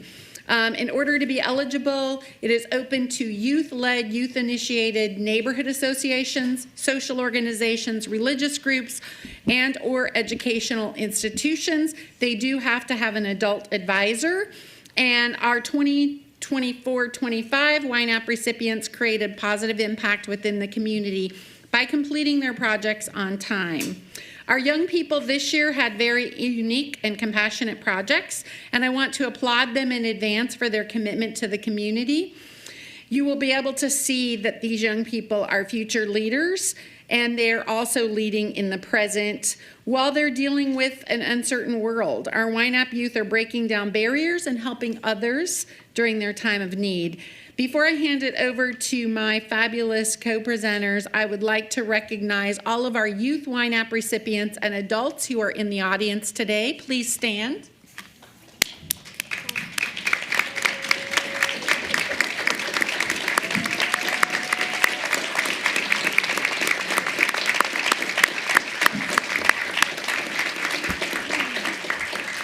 So for anyone out there that is concerned about our youth and our future, I think this is a testament to we're going to be just fine. With that said, the YNAP board is recommending 45 neighborhood projects to be funded for a total of $45,000. I would be remiss if I did not thank our grant review board and who volunteered their time for this process. I also want to thank our mayor and city council for the funding for this. This has continued before I got to the city, and it continues today. Our city staff that helps make this possible, the city attorney's office, specifically Carmen Gilbert and Michelle Alanis, the city clerk's office, specifically Brian Carroll, Nick Crawford, Yvette Lazoya, Samantha DiNicola, and Gabby Portillo, and other city staff, Jana Hudson, LaShawna Smith, and Jeffrey Basso, for helping us accommodate, setting this up, reviewing the presentations. This board actually views all presentations and then deliberates and makes a determination. At this time, I would like to turn it over to our fabulous YNAP board chair, Ayana Castro, and Chloe Camarillo, the YNAP board vice chair. They're going to go through the rest of the presentation, and I want to point out that these two young ladies have interned at the city. They've been YNAP recipients. They're part of our Youth Leadership Advisory Council. Ayana has done Teen Talk at KCEP Radio. These young ladies are incredible, and so it is my pleasure to turn it over to them so that they can take you through the presentation.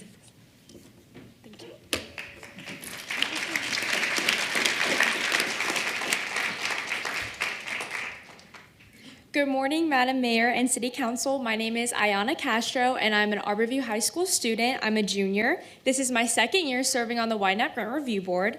This program is unique, offering endless opportunities to youth members and the community.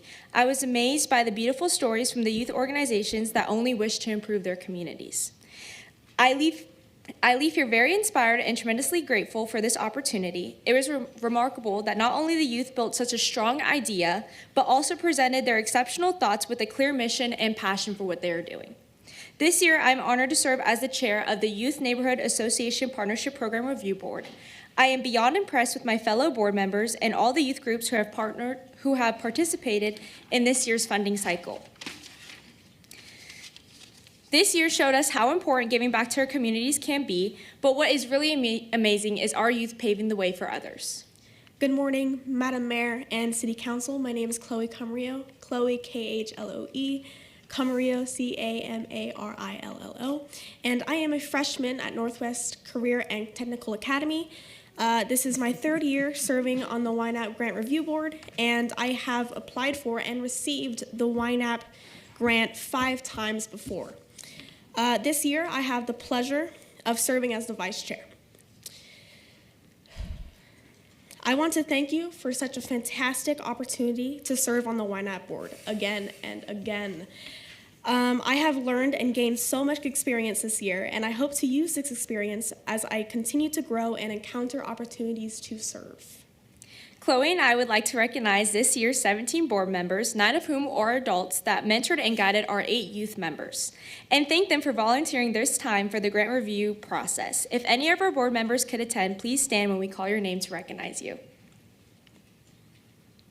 Starting with our adult members, Alex Bernal, Erica Borgs, Samantha Burgess, Marquetta DeVille, Elizabeth Lopez de la Torre, Brenda Flank, Maria Jose Trevena Espinoza, Julius Lightfoot, and Ito Iturralde.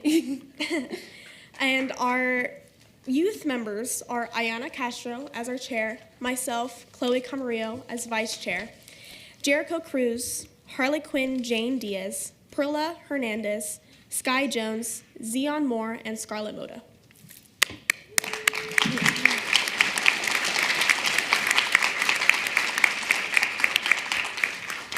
This year, the YNAP Grant Review Board recommends 45 projects for a total of $45,000 in grant funding. Together, these projects will provide within the city match of $607,216 in volunteer hours, in-kind donations, and financial contributions. 15 community service projects, such as collecting supplies and distributing care packages for marginalized populations and essential workers. 12 community education projects, such as advancing literacy efforts, learning new skills, and increasing awareness of community health and safety issues.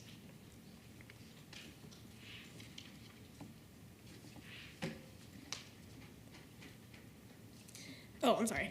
4 community improvement projects focus on creating a clean and safe community free of trash and dangerous debris.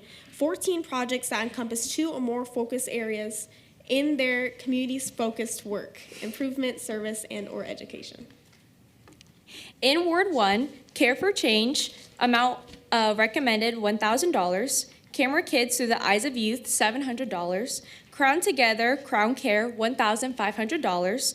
Girl Scouts of Southern Nevada, Troop 760, Snuffle Love, $1,500. Magic Moment Makers, The Healing Hands, $700. Read Up Youth, Little Libraries, Big Futures, $1,500.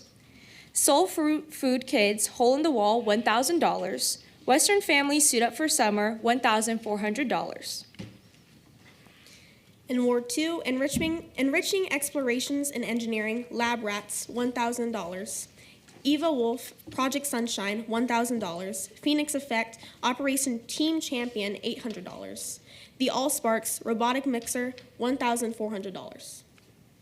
In Ward 3, Equipo Academy, Pet City Protecting Stray Animals, $500. Equipo Academy, Time Flies Honoring Our Elders, $1,000. John C. Fremont, PDMS Leadership, Community and School Recycling, Hygiene, and Sustainability Initiative, $1,000. Continue on with Ward 3, Las Vegas Academy, Black Student Union, Black Brilliance, Pathways to Academic Power, $1,000. Stars Community Development Corporation, Loving Them Paws and Claws, Community Give Back and Showcase, $1,400. STEMpreneurs, Roboticism, Innovation, and Financial Literacy, $1,000. Valley HS MS STEM, Ready Prep Go, $1,000. Ward 4, Community Projects, Arts and Reading, A Book Tasting, $1,000. Hearts of Compassion Foundation, Heart of the Community, $600. Sensei's and Samurais, Moments Music Matter, $600. Tar Academy of International Studies, Grow Our Garden, $1,000. And continuing, the Mahogany Experience, The Beauty in Bold, $700. Top Enrichment Community Development Corporation, Top Enrichment CDC Literacy and Reading Enrichment Program, $600. In Ward 5, Las Vegas Alumni Chapter, Delta Sigma Theta Sorority, Inc., Dr. Betty Shabazz, Delta Academy, Rose Book Drive for Kids, $1,300. ATEC Mental Health Club, Awareness Empowerment Health Fair, $700. Advanced Technology Academy Black Student Union, Colors of Courage, $1,000. AKA Teens Youth Enrichment Group, AKA Teens Serving Our Community, $900. Ward 5 continued. Black Student Union GVHS, Hearts in a Box, $600. CYTN Project 89,106. Never Give Up on Your Dreams, $1,500. Cheyenne High School Batteries Included, Readers Reaching Readers, $500. Hearts in Harmony Youth, Hearts in Harmony, $600. Heroes and Hearts, The Blessing Project, $1,000. Continuing on, Jump Squad Inc., Pack of Hope, $1,500. KO Canuts Academy of Arts, Black Student Union Club, Being a Service to Others, $600. Mass Liberation, Roots of Liberation, The Healing Garden Circle, $900. National Honor Society, CNHS West, Project 150 for School, $1,000. Nevada Volunteers Youth Commissioner Project, $1,000. Operation Chill Crew, Beat the Heat Baskets, $1,000. Ward 6, K. Carl Elementary School Student Council, KCES Community MVPs, $1,000. KCES Drama Club, From Classroom to Curtain Call, Inspiring Youth Performance at K. Carl Elementary, $1,000. Project Real Book Drive and Holiday Care Kit for Youth, $1,000. Summerskit Kai Point Junior Lighthouse, Books for Brave Kids, $1,500. And this next one is for all wards. Hearts in Motion, Dancing Mind, Moving Bodies, $1,500. Ayanna and I want to give a big thank you to each of the youth groups who presented. I commend them on their courage to stand before such a large board of individuals who share their ideas with us. They did an excellent job, and their projects were not only creative, but also served a variety of essential community needs.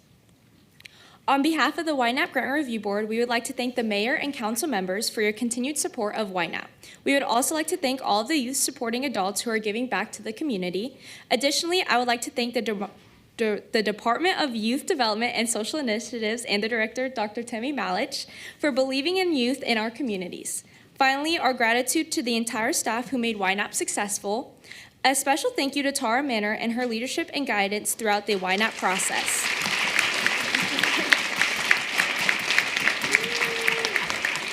We could not have done this without her support, so thank you so much. Thank you.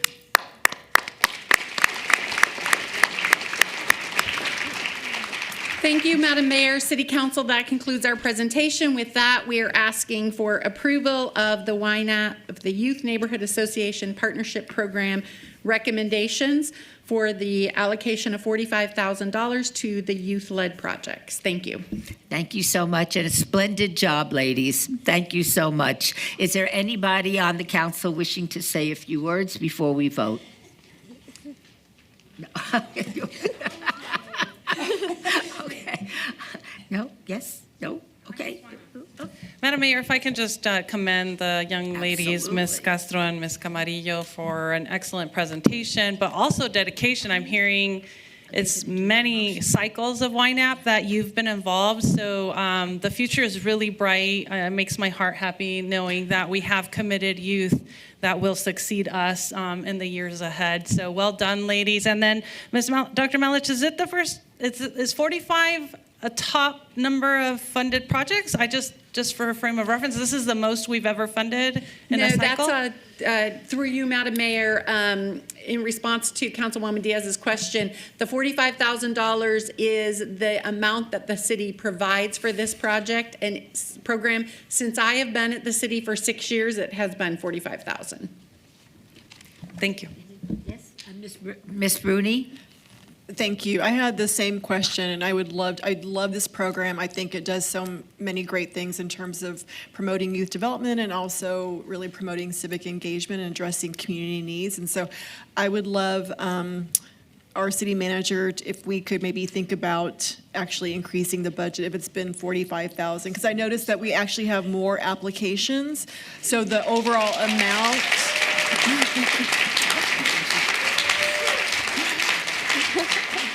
So the overall amount was reduced this year, so I would love if we could have a conversation about maybe increasing that, please. Thank you. Thank you. Thank you so much. Ms. Kelly, did you care to comment? There's no need to. Thank you. I'm just very proud. I'm just very proud, and it's really exciting to see our youth getting involved and making recommendations on how to improve our communities. So I'm speechless. Thank you.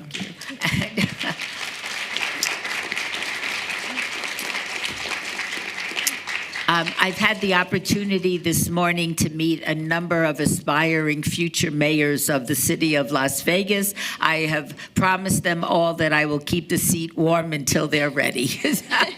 And with that, Mayor Pro Tem. Thank you, Madam Mayor. I was just going to point out, Ms. Ayana was my intern over the summer and presented to the Southern Nevada Regional Planning Coalition and convinced them to end that organization and create the Southern Nevada Council of Governments. So thank you for changing Nevada forever today and with the Council of Governments. And with that, I will move to approve all of your recommendations.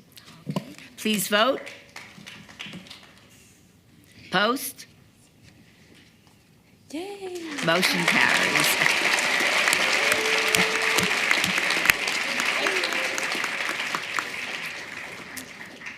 Thank you all so very much for being here. Agenda item number 30, Boards and Commission.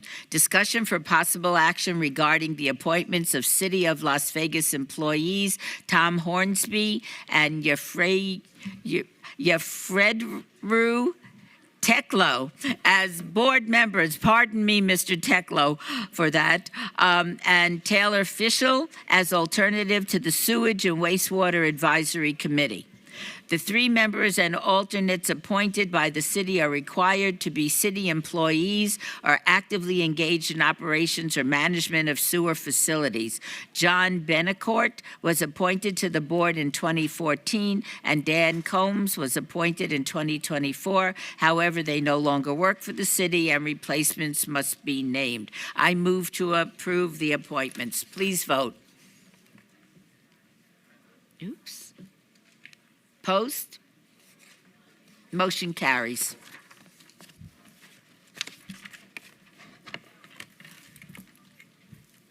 Agenda item 31.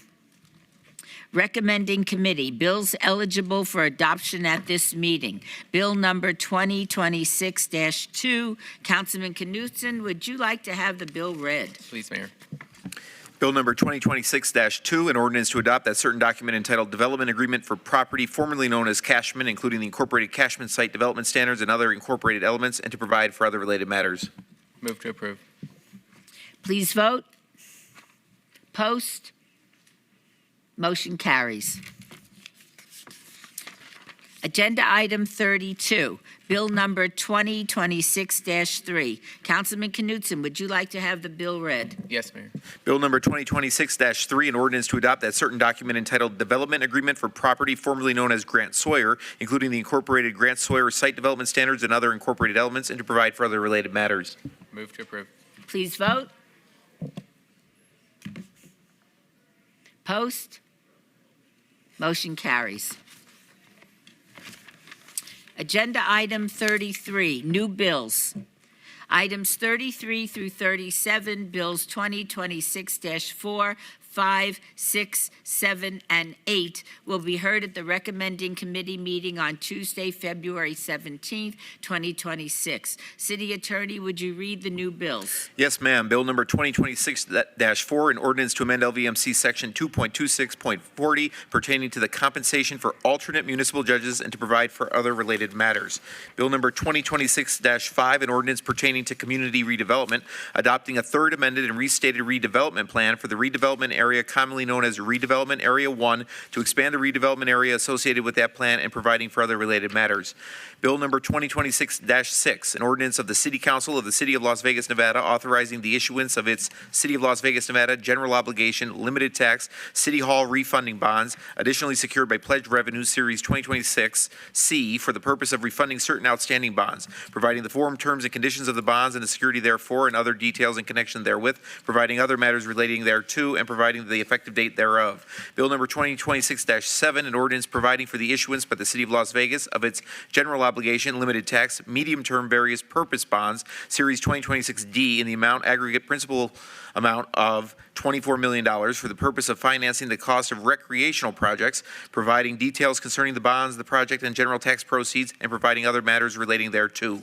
Bill number 2026-8, an ordinance providing for the issuance by the City of Las Vegas of its general obligation, limited tax, medium-term building bonds, Series 2026E, taxable, in the maximum aggregate principal amount of $10 million for the purpose of financing the cost of building projects, providing details concerning the bonds, the project, and general tax proceeds, and providing other matters relating thereto.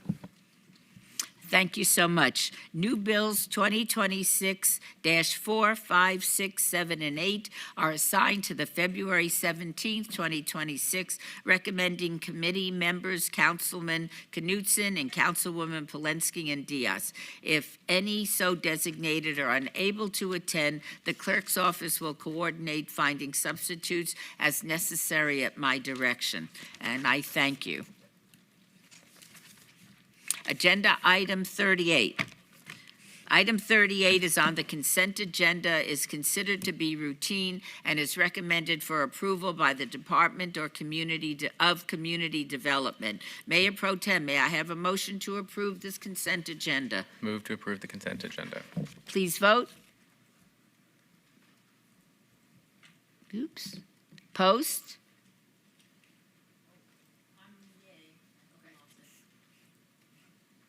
Motion passes.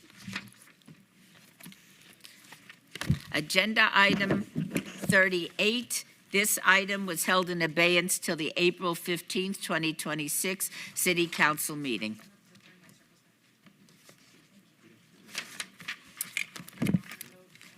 Agenda item 40. Let's set the date on any appeals filed or required public hearings. I would instruct the city clerk to set the public hearing dates and appeals from the City Planning Commission meetings and dangerous buildings or nuisance litter abatements. Will do, thank you. Thank you so much. Agenda item 41, citizens' participation. Public comment during this portion of the agenda must be limited to matters within the jurisdiction of the City Council. No subject may be acted upon by the City Council unless that subject is on the agenda and is scheduled for action. If you wish to be heard, please come to the podium, give your name for the record. The amount of discussion on any single subject, as well as the amount of time any single speaker is allowed, may be limited. This is your opportunity to address the council, but the council is not able to respond or engage in dialogue. Are there any members of the public who wish to speak under this portion of the agenda? I wish to speak. Well, please go ahead. Marvelous Mayor Shelley and the great council. My name is Eric Melchizedek Christ Nimrod. My twin brother Christ Jesus said in John 10:10, the thief, the devil, and his pagan religions come only to kill, steal, and destroy. But I have come that you might have life, and that more abundantly, not death. I don't know why people worship this dead man on the cross. They're on the cross. He's not on the cross. He's on the throne. Read Revelation 3:21. Anyway, I'm here to discuss agendas 22, 27, extensions of contract expiration dates between the City of Las Vegas and the Regional Transportation Commission. This is all about extending contracts. The bus company should run more punctually and not extend the time in which they run. If they come at 10:30, they should be there at 10:30, not 11:45. Thank you. Thank you very much. Is there anyone else that wishes to address the City Council? Would you please state your name again for the record? Once again, my name is Sebastian Crawford, Sebastian, last name Crawford, Crawford. If I came here today trying to sell you a 2000 Toyota Camry for the price of a MSRP Toyota Camry that is selling at a brand new dealership, you would all laugh at me and you would say, you're smoking meth or you're doing something insane. And what all of you are trying to do, and members of this city, are trying to sell me a house for $1 million that they bought for $50,000. Not only is this irritating because my wage does not match the price of a home, you are trying to profit off of a housing crisis, okay? So we need to look in the mirror today and realize that you're not going to make money off the backs of other people. Okay, you're not going to make money off of a housing crisis. What the city needs to do is pass an ordinance saying if you cannot afford the house at the price you are trying to sell it, you will not be able to sell that house. Not only is it just, it is fair. Why is it fair? It's fair because you are not going to profit off of a depreciating asset. It would be like profiting off a 2000 Toyota Camry. It doesn't make any sense. You're profiting off a house that hasn't been updated in 20 years. This doesn't make any sense. And not only that, zoning accounts for 20 to 25% of the cost of a house, according to the developers that are developing here in Las Vegas. I worked in the building department. I see what kind of revisions need to get approved, and they do it to increase the profit that the building department generates. I mean, the reason why this whole zoning department exists, it has a good reason, right? We want to make sure our city is planned, but it's literally accounting for 20 to 25% of the cost of new build homes, and these new build homes are cheaper than these homes that have been here for 40, 50 years that have increased in value for no reason. I'm going to these houses that are for sale. They haven't been renovated in 20 years, and they're trying to charge me $2,000 a month that you guys pay for your 5-bedroom houses. Is that just for anyone? How is that just for you? If you want money, you are going to work for it like everyone else in this city. You are not going to profit off of the housing crisis. And there's plenty of land. We can sell this land to these developers. If you go on D.R. Horton, which is a building developer, if you go on their website, they say they're actively ready to acquire land to build properties for people to live in. The city of Las Vegas has land to sell. The federal government owns 88% of the land, but we can talk to the federal government and get that land to D.R. Horton, can we not? Mr. Crawford, thank you so much. Is there anyone else? Please come and state your name for the record. You'll have 2 minutes. Good morning, Madam Mayor. My name is Nathan Atkins. I am the Executive Director with the Veteran Advocacy Council, and I am here to just inform you about a veteran pinning ceremony. We are going to be pinning veterans February 26th at 3 p.m. at the Dolores Huerta Center in North Las Vegas. This is to honor the Black veteran leaders during Black History Month. Thank Would you state the date and time and location one more time? Certainly. It is February 26th, starting at 3 p.m. It's from 3 to 5 p.m., and it's at the Dolores Huerta Community Center in North Las Vegas. Thank you so much. Thank you. Is there anybody else wishing to address? Please come forward and state your name. You have 2 minutes.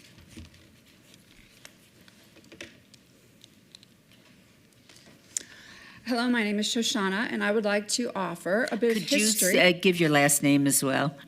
Shoshana, I just go by Shoshana. Oh, okay, thank you. Okay, and I would like to offer a bit of history regarding the Pledge of Allegiance, which is recited at every Las Vegas City Council meeting. The Pledge of Allegiance was written in 1892 by Francis Bellamy. Although Bellamy was a religious man and became a Baptist minister, he was also a strong proponent of the absolute separation of church and state, and he opposed government-sponsored prayer, which we do here.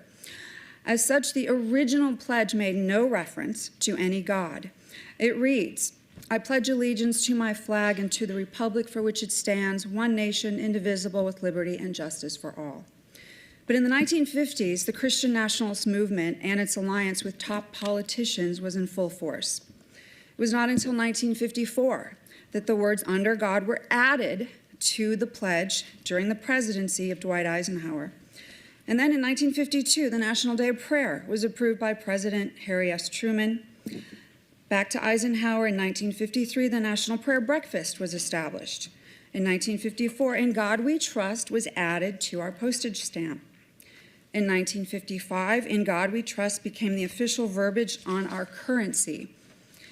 In 1956, our national motto became "In God We Trust."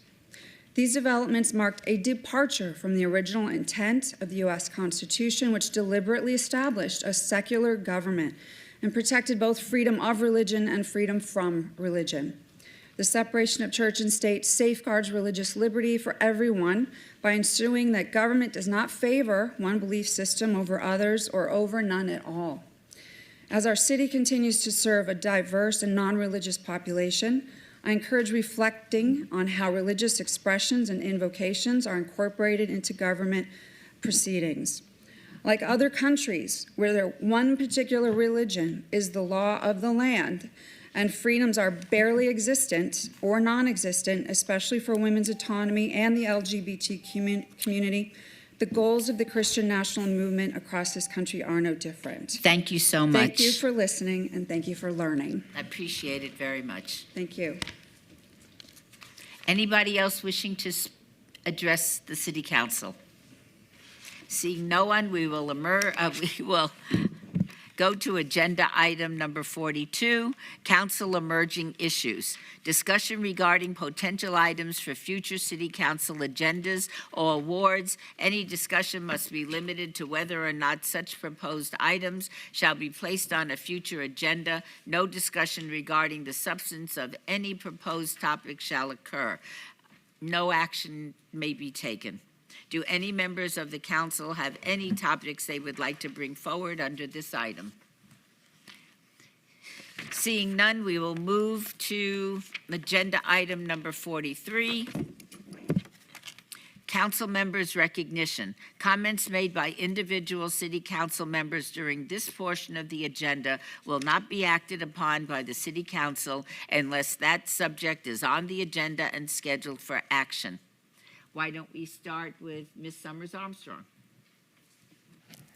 Thank you, Madam Mayor. We have had a very busy start to Black History Month, and it was wonderful to see the celebration of Chinese New Year as well. So there's a lot of nexus in this interest in sharing and honoring all cultures. So on the 4th of, on January 23rd, we were at the Doolittle Active Adult Center with the Nevada Free Taxes Coalition to help them kick off their volunteer income tax assistance program. This program is to help folks with lower incomes and their families to file their taxes for free. So if you are one of those folks and you need some assistance, please go to their website. We actually have a flyer later in our presentation. The appointments fill up quickly, but they are here to help, and we don't want folks missing out on getting their taxes refunded, but also this is a great opportunity for you to get your taxes filed in order to ensure, especially our seniors, that no one is falsely using your identity. So please avail yourselves of that. On January 24th, we had Sharing with Chandra. That took place at the Becker Tech Center in Ward 5. It was amazing. We had wonderful presentations, and I'm grateful to the community members who came out to chat with us and learn about the many services that are available and to have their questions answered. Also on January 24th, we were at the Nevada Partners facility with Congressman Horsford and Commissioner McCurdy for the CBCF Tech Brain Trust Las Vegas Tech Summit.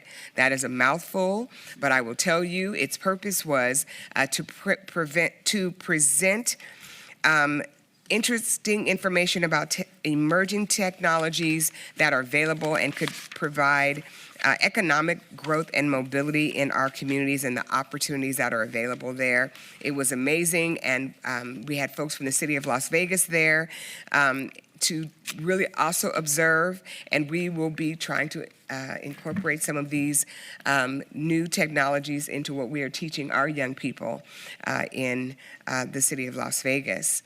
That same night, also at Nevada Partners, was their inaugural Lift Someone Up dinner.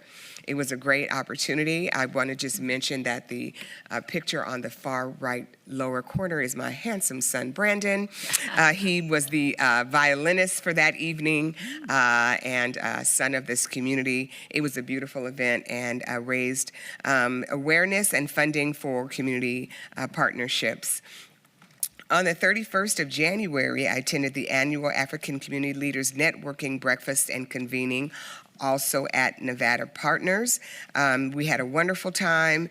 We had community leaders like Commissioner McCurdy II and my friend, the Nevada Assemblyman Yui Wynn there, and community advocate Atara Hesabula with ACLU there, really talking to the African diaspora about what is going on in our country and how they can inform the members on how to stay safe and just how to participate in our local economy. It was wonderful.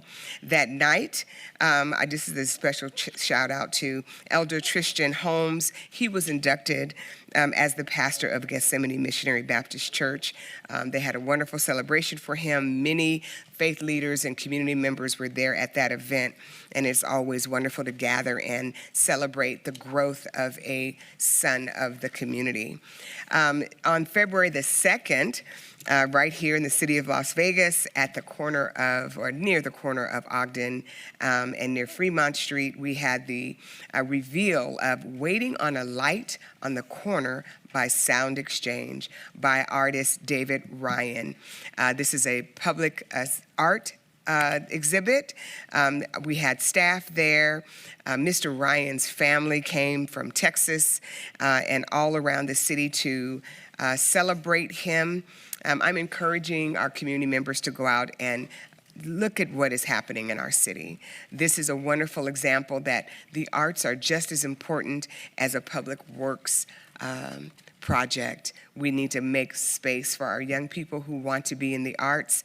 Let them know that we will work with them to place their art throughout the city in recognition of their talent. It was a beautiful day and a beautiful exhibit, and I was really happy to participate. Lots of upcoming events. Again, the Volunteer Income Tax Assistance Program. Please avail yourselves if you need their services. They are here for our community, and I encourage you, especially our seniors and those who have limited income, to participate and let them help you with your taxes. We've got some events coming. Toe Tag Monologues, February the 7th at the West Las Vegas Theater. This is really an exciting event. Please avail yourselves. It talks about what is happening in our community and how we can protect our children from things like drug abuse, human trafficking, and how to deal with school violence. That same day, we have a night of expression at the Sammy Davis Jr. Plaza. Bring your loved ones, lawn chairs, and blankets, and see how our community talent can it's going to be great. So it's going to be a wonderful event. Please bring your families out. February the 21st, our seminal event, Love on Jackson Avenue between D and F Streets. Music, food, games. It is going to be amazing. Last year was the largest event, and this year it looks like we're going to have to add another block to this event. So if you're interested in participating, please use the QR code for vendors. But if nothing else, come with a few bucks in your pocket to eat, your tennis shoes so you can walk up and down the street and just enjoy a beautiful day. Always want to remind our community that we've got Splash Spring Break, March 16th through the 20th at the Municipal Pool on Bonanza Road. We want our children to be water safe, and this is a great opportunity for them to get some recreation time in, but also learn some pool safety. And then we have our Patriot Park cleanup, February the 28th. This is in the north end of Ward 5. This park is at Alexander Road and Tom, right near Parsons Elementary School. Come out and join us to help keep our community clean and beautiful. And finally, if you need anything from Ward 5, my awesome team, Nora, Julius, and Aura, are here to serve. Our number is on the screen. We also can be reached by email at ward5@lasvegasnevada.gov. We are here to serve our community. And I encourage the young man that's here, Mr. Crawford. My staff is here, Julius to the side. I would love to talk to you about our housing crisis. I've been an advocate for years. I understand where your concerns are, and I would love to talk to you about it more. Thank you. Thank you so much, Ms. Summers Armstrong. Ms. Allen Polensky. Thank you, Madam Mayor. On Thursday, January 22nd, I participated in a television interview to discuss the upcoming pickleball court installation at Wayne Bunker Park, and also explain the SNPLMA process.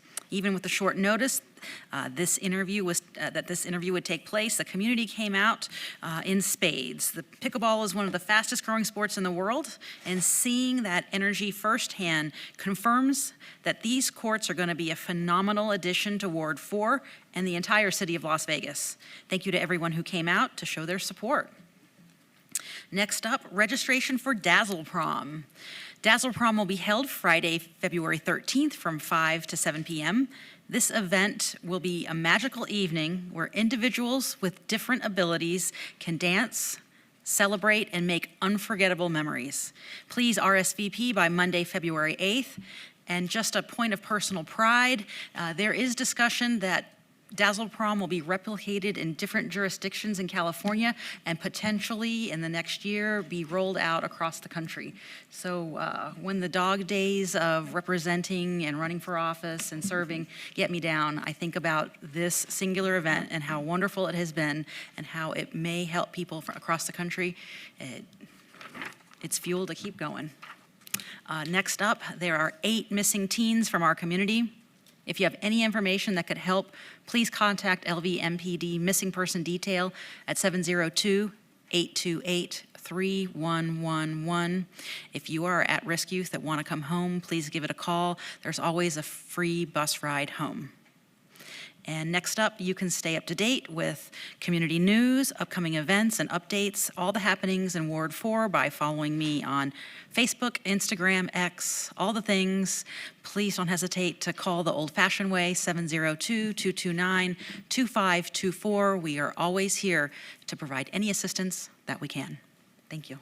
Thank you so much. Mayor Pro Tem. Thank you, Mayor. Today is World Cancer Day. It's observed every year on February 4th to raise global awareness and encourage cancer prevention, early detection, and treatment. And I'll be happy to celebrate the grand opening of Comprehensive Cancers in Ward 5 in the Medical District. It'll be an excellent addition to the city of Las Vegas, and that's coming up pretty soon.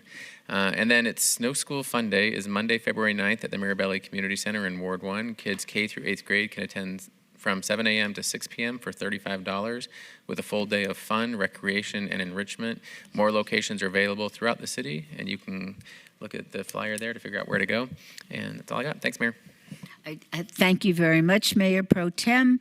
Ms. Diaz. Thank you, Madam Mayor. On my first slide, it's just a recap of what happened the evening of the last City Council meeting day. We finally were able to host our 4th annual Honor Latino Awards. The holidays get too busy, the fall gets too busy, so that's why it got pushed out to January when everyone's kind of rejuvenated and rested a little bit. We took the time, the mayor and I, to spend a night celebrating the 7 recipients of this year's Honor Awards, and I want to make it known that these are all through nomination. Over 100 folks were nominated to receive this award in different categories, yet the selection committee identified the following honorees. Emerging Leader Award went to Esmeralda Villeda. Advancing Arts and Culture Award went to Isela Gutierrez. Business and Economic Advancement Award went to the owner and founder of Tortilleria Los Arcos, Jose Gutierrez. Advancing Equity and Healthcare Award went to Margarita Romano, who runs mental health offerings for the community. Spiritual Community Trailblazer Award was a priest that I saw growing up, who was the priest at my Catholic church, Reverend Jose Manuel Quintero. Educating Our Community Trailblazer Award, Helen Juan Lopez, and Outstanding Leadership Trailblazer Award went to Irma Varela. I just want to say thank you to Ramiro Reyes and, of course, always our amazing special events crew with Christy Garnes and her team, making sure that everyone was having a lovely time. And I also want to say thank you to Rosa Cortez, our Deputy City Manager, who also was present, as well as Randy Rubison. Everyone felt the city's love and love being here in City Hall for this much needed recognition event. On January 24th, I am the lucky gal that has the Girl Scouts of Southern Nevada nestled in her ward, and so year after year we have the cookie rally, and it's also just awesome to come together with other female leaders like Councilwoman Bruni, like Mayor Berkeley, us, and motivating the future leaders of tomorrow, all of those Girl Scouts that are doing the cookie rally and the launch of selling their decadent and menacing cookies for our waistline. So many of us trying to stay so true to our goals, our fitness goals in 26, but yet the cookies come and it's out the window. But it's a great cause to support. The girls do amazing every year, and please check out their website, www.girlscoutsnv.org, to see how, one, you may want to sign up your daughter for Girl Scouts, but two, how we can support this incredible organization that's building future leaders in our community. On January 26th, I was just very delighted to finally be able to tour what the offerings of the Miles Apartments complex or project is going to be offering to our community. It's currently under construction and slated to lease this spring. Cedar Street Companies is bringing 311 thoughtfully designed units ranging from studios to 3-bedroom apartments. And I can't wait for it to open later this year. Residents will enjoy a vibrant community atmosphere with amenities including a stylish lobby, an amazing fitness center, a collaborative workspace, and stunning rooftop sky deck with a pool and an oversized TV. All right, just for events coming down this weekend, we will, along with Get Outdoors Nevada, have a cleaning effort out Cedar Drainage Trail cleanup, 555 North Honolulu Street. So if you know where Orrin Gregson Elementary School is, that's kind of the meeting point for this trail cleanup. Register today, volunteer.getoutdoorsnevada.org, and it will happen this Saturday, 10 a.m. to 1 p.m. And I hope to see those of you who have some time roll up your sleeves and get out there to clean. Just want to let everyone know, seniors, we have the utility tax sewer rebate program.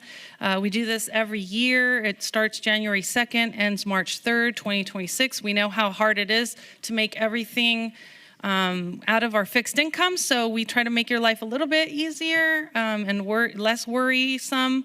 So please take a look at how you could potentially qualify for this much needed rebate. You can also call our community centers throughout the city to that all of the folks are trained and are willing to offer assistance to you. So go to your nearest community center. Also want to let everyone know that another crit chat is happening. And for those of you that don't know what a crit chat is, it is a supportive meetup for visual artists to share ideas, get feedback, and talk art and culture in a fun, open environment. So whether you're looking for input on a work in progress or you want to bounce around new concepts, it's a safe environment with other artists to meet other creatives. So come on down. The next one is on 3/3/26 at 5:30 at East Las Vegas Community Center. Bring your sketchbooks, finished works in progress, or pieces, and just ideas or questions, or just yourself. Maybe you just want to kind of see what other people are working on. So save the dates. So 3/3/26 is one, and 4/21/26 is the next one. And I didn't know this myself, so the last line is announcing the Farmers Market at Civic Plaza. Every second and fourth Thursday of the month from 4 p.m. to 8 p.m., there will be a market in the plaza. So this is really cool. Maybe I'll be inclined to stay a little extra late on Thursdays so I can make it across the way and take part of that farmers market offering. And this is in cooperation and partnership with the First Friday Foundation. So that's it for me, Mayor. The folks know how to get a hold of us: phone, email. They can scan to sign up to our newsletter. And as always, we're here to serve you. Thank you, Councilwoman. Councilwoman Bruni. Thank you, Mayor. Again, my thoughts are with the Epstein and Mack families as they navigate these tragic losses. As the former councilman for Ward 6, Michael Mack was both a mentor and a friend. Next, I was pleased to join my colleagues to attend the Girl Scouts Cookie Rally. I appreciate the Girl Scouts' commitment to building the next generation of strong women and entrepreneurs. Next, we surprised David Riggleman, our city's Director of Communications, during one of his final Access City Council episodes. We wish you all the best, David, on your retirement. I know you're watching. Thanks for keeping the City Council and our residents informed and engaged for 26 years. Wow. I had the pleasure of presenting a proclamation to Darnell Elementary School for its amazing work. They broke records this past year by moving from a 1-star school to a 4-star school, and they were 1 point away from being a 5-star school. Congratulations to the leadership team for making this happen. Last week, I enjoyed hosting a condo development workshop in partnership with the city and the Nevada Housing Coalition. Over 60 folks came together to discuss ways to increase condo development in our valley, leveraging the new funds allocated by the governor through the Nevada Housing Division. I enjoyed attending the State of the District, where Superintendent Ebert described the district's priorities and new programs. Congratulations to Arborview High School for its innovative new programming that allows students to develop as entrepreneurs. They will be working on cars and building tiny homes and have the opportunity to actually sell them. Last week, we hosted our quarterly Community Connections event to bring building, growth, and water information to our neighbors. Thanks to Michael Cunningham, City Deputy Director of Planning and Building, and Fred Solis, City Planning Manager, as well as Doa Ross, the General Manager of Engineering for the Deputy General Manager of Engineering for the Water District. They answered great questions from our residents. Ward 6 has started a new monthly event series to bring Northwest women together for conversation and connection. Last week, we visited while enjoying warm beverages. Our next event in our Connector series is our Galentine's Day event at Vibes Do-It-Yourself Studio in the Norman Rockwell area on February 19th. This past weekend, I visited with the DeWitch Elementary School community to support the students and families making care kits as part of the America 250 Service Project. Earlier this week, to commemorate the start of Black History Month, I welcomed the Black Student Union Network at City Hall. Students from 8 BSU clubs participated in the annual Black History Challenge. Congratulations to this great group of bright, engaged students, and thank you to our own Crystal Allen for supporting and mentoring this group of remarkable students. Moving to upcoming events, we have a busy week coming up. Join us next Wednesday, February the 11th, for our small business breakfast. As always, we'll be at the Centennial Hills Active Adult Center starting at 8:30. Please RSVP so we have enough breakfast food. We have 2 speakers and a delicious breakfast spread awaiting you. Next Thursday, we'll be hosting our monthly Bocaditos with Bruni from 9 to 11 at our satellite office at the Centennial Hills Y. And then on Friday, we'll be trading in our heels for dancing shoes as we head over to Dazzle Prom. Spots are filling up fast, so please RSVP today. And then Saturday, March 7th, we're partnering with Metro to host a Celebrating Our Community 11 to 2 in the Norman Rockwell business area and the Pop Squires Park in Ward 6. There will be fun for everyone. Please stay in touch with us. Call us at 702-229-5463 or email us at ward6@lasvegasnevada.gov. Thank you. Thank you so much. Ms. Kelly. Good morning. We were thrilled. We went out into our community for our first office hours and were able to meet several constituents and hear some of their challenges, which was terrific. I was thrilled to be there for the 99 Ranch Market grand opening in Boca Park. They have over 12,000 items. If you haven't visited, I encourage you to do that, including live fish. And we were so thrilled to be there with Alex Chen, the CEO, and her other family member who's the chairman of the board, Mr. Chin. And of course, we were at David Riggleman's retirement party. This is a different version than I'm looking at down here.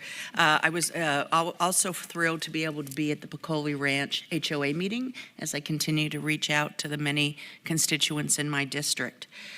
We also were, at the next slide, we're touring, well, this is Breakfast Buzz, so it is different, but what was great at Breakfast Buzz this time is we had not only a wonderful attendance, a much bigger attendance than we usually get.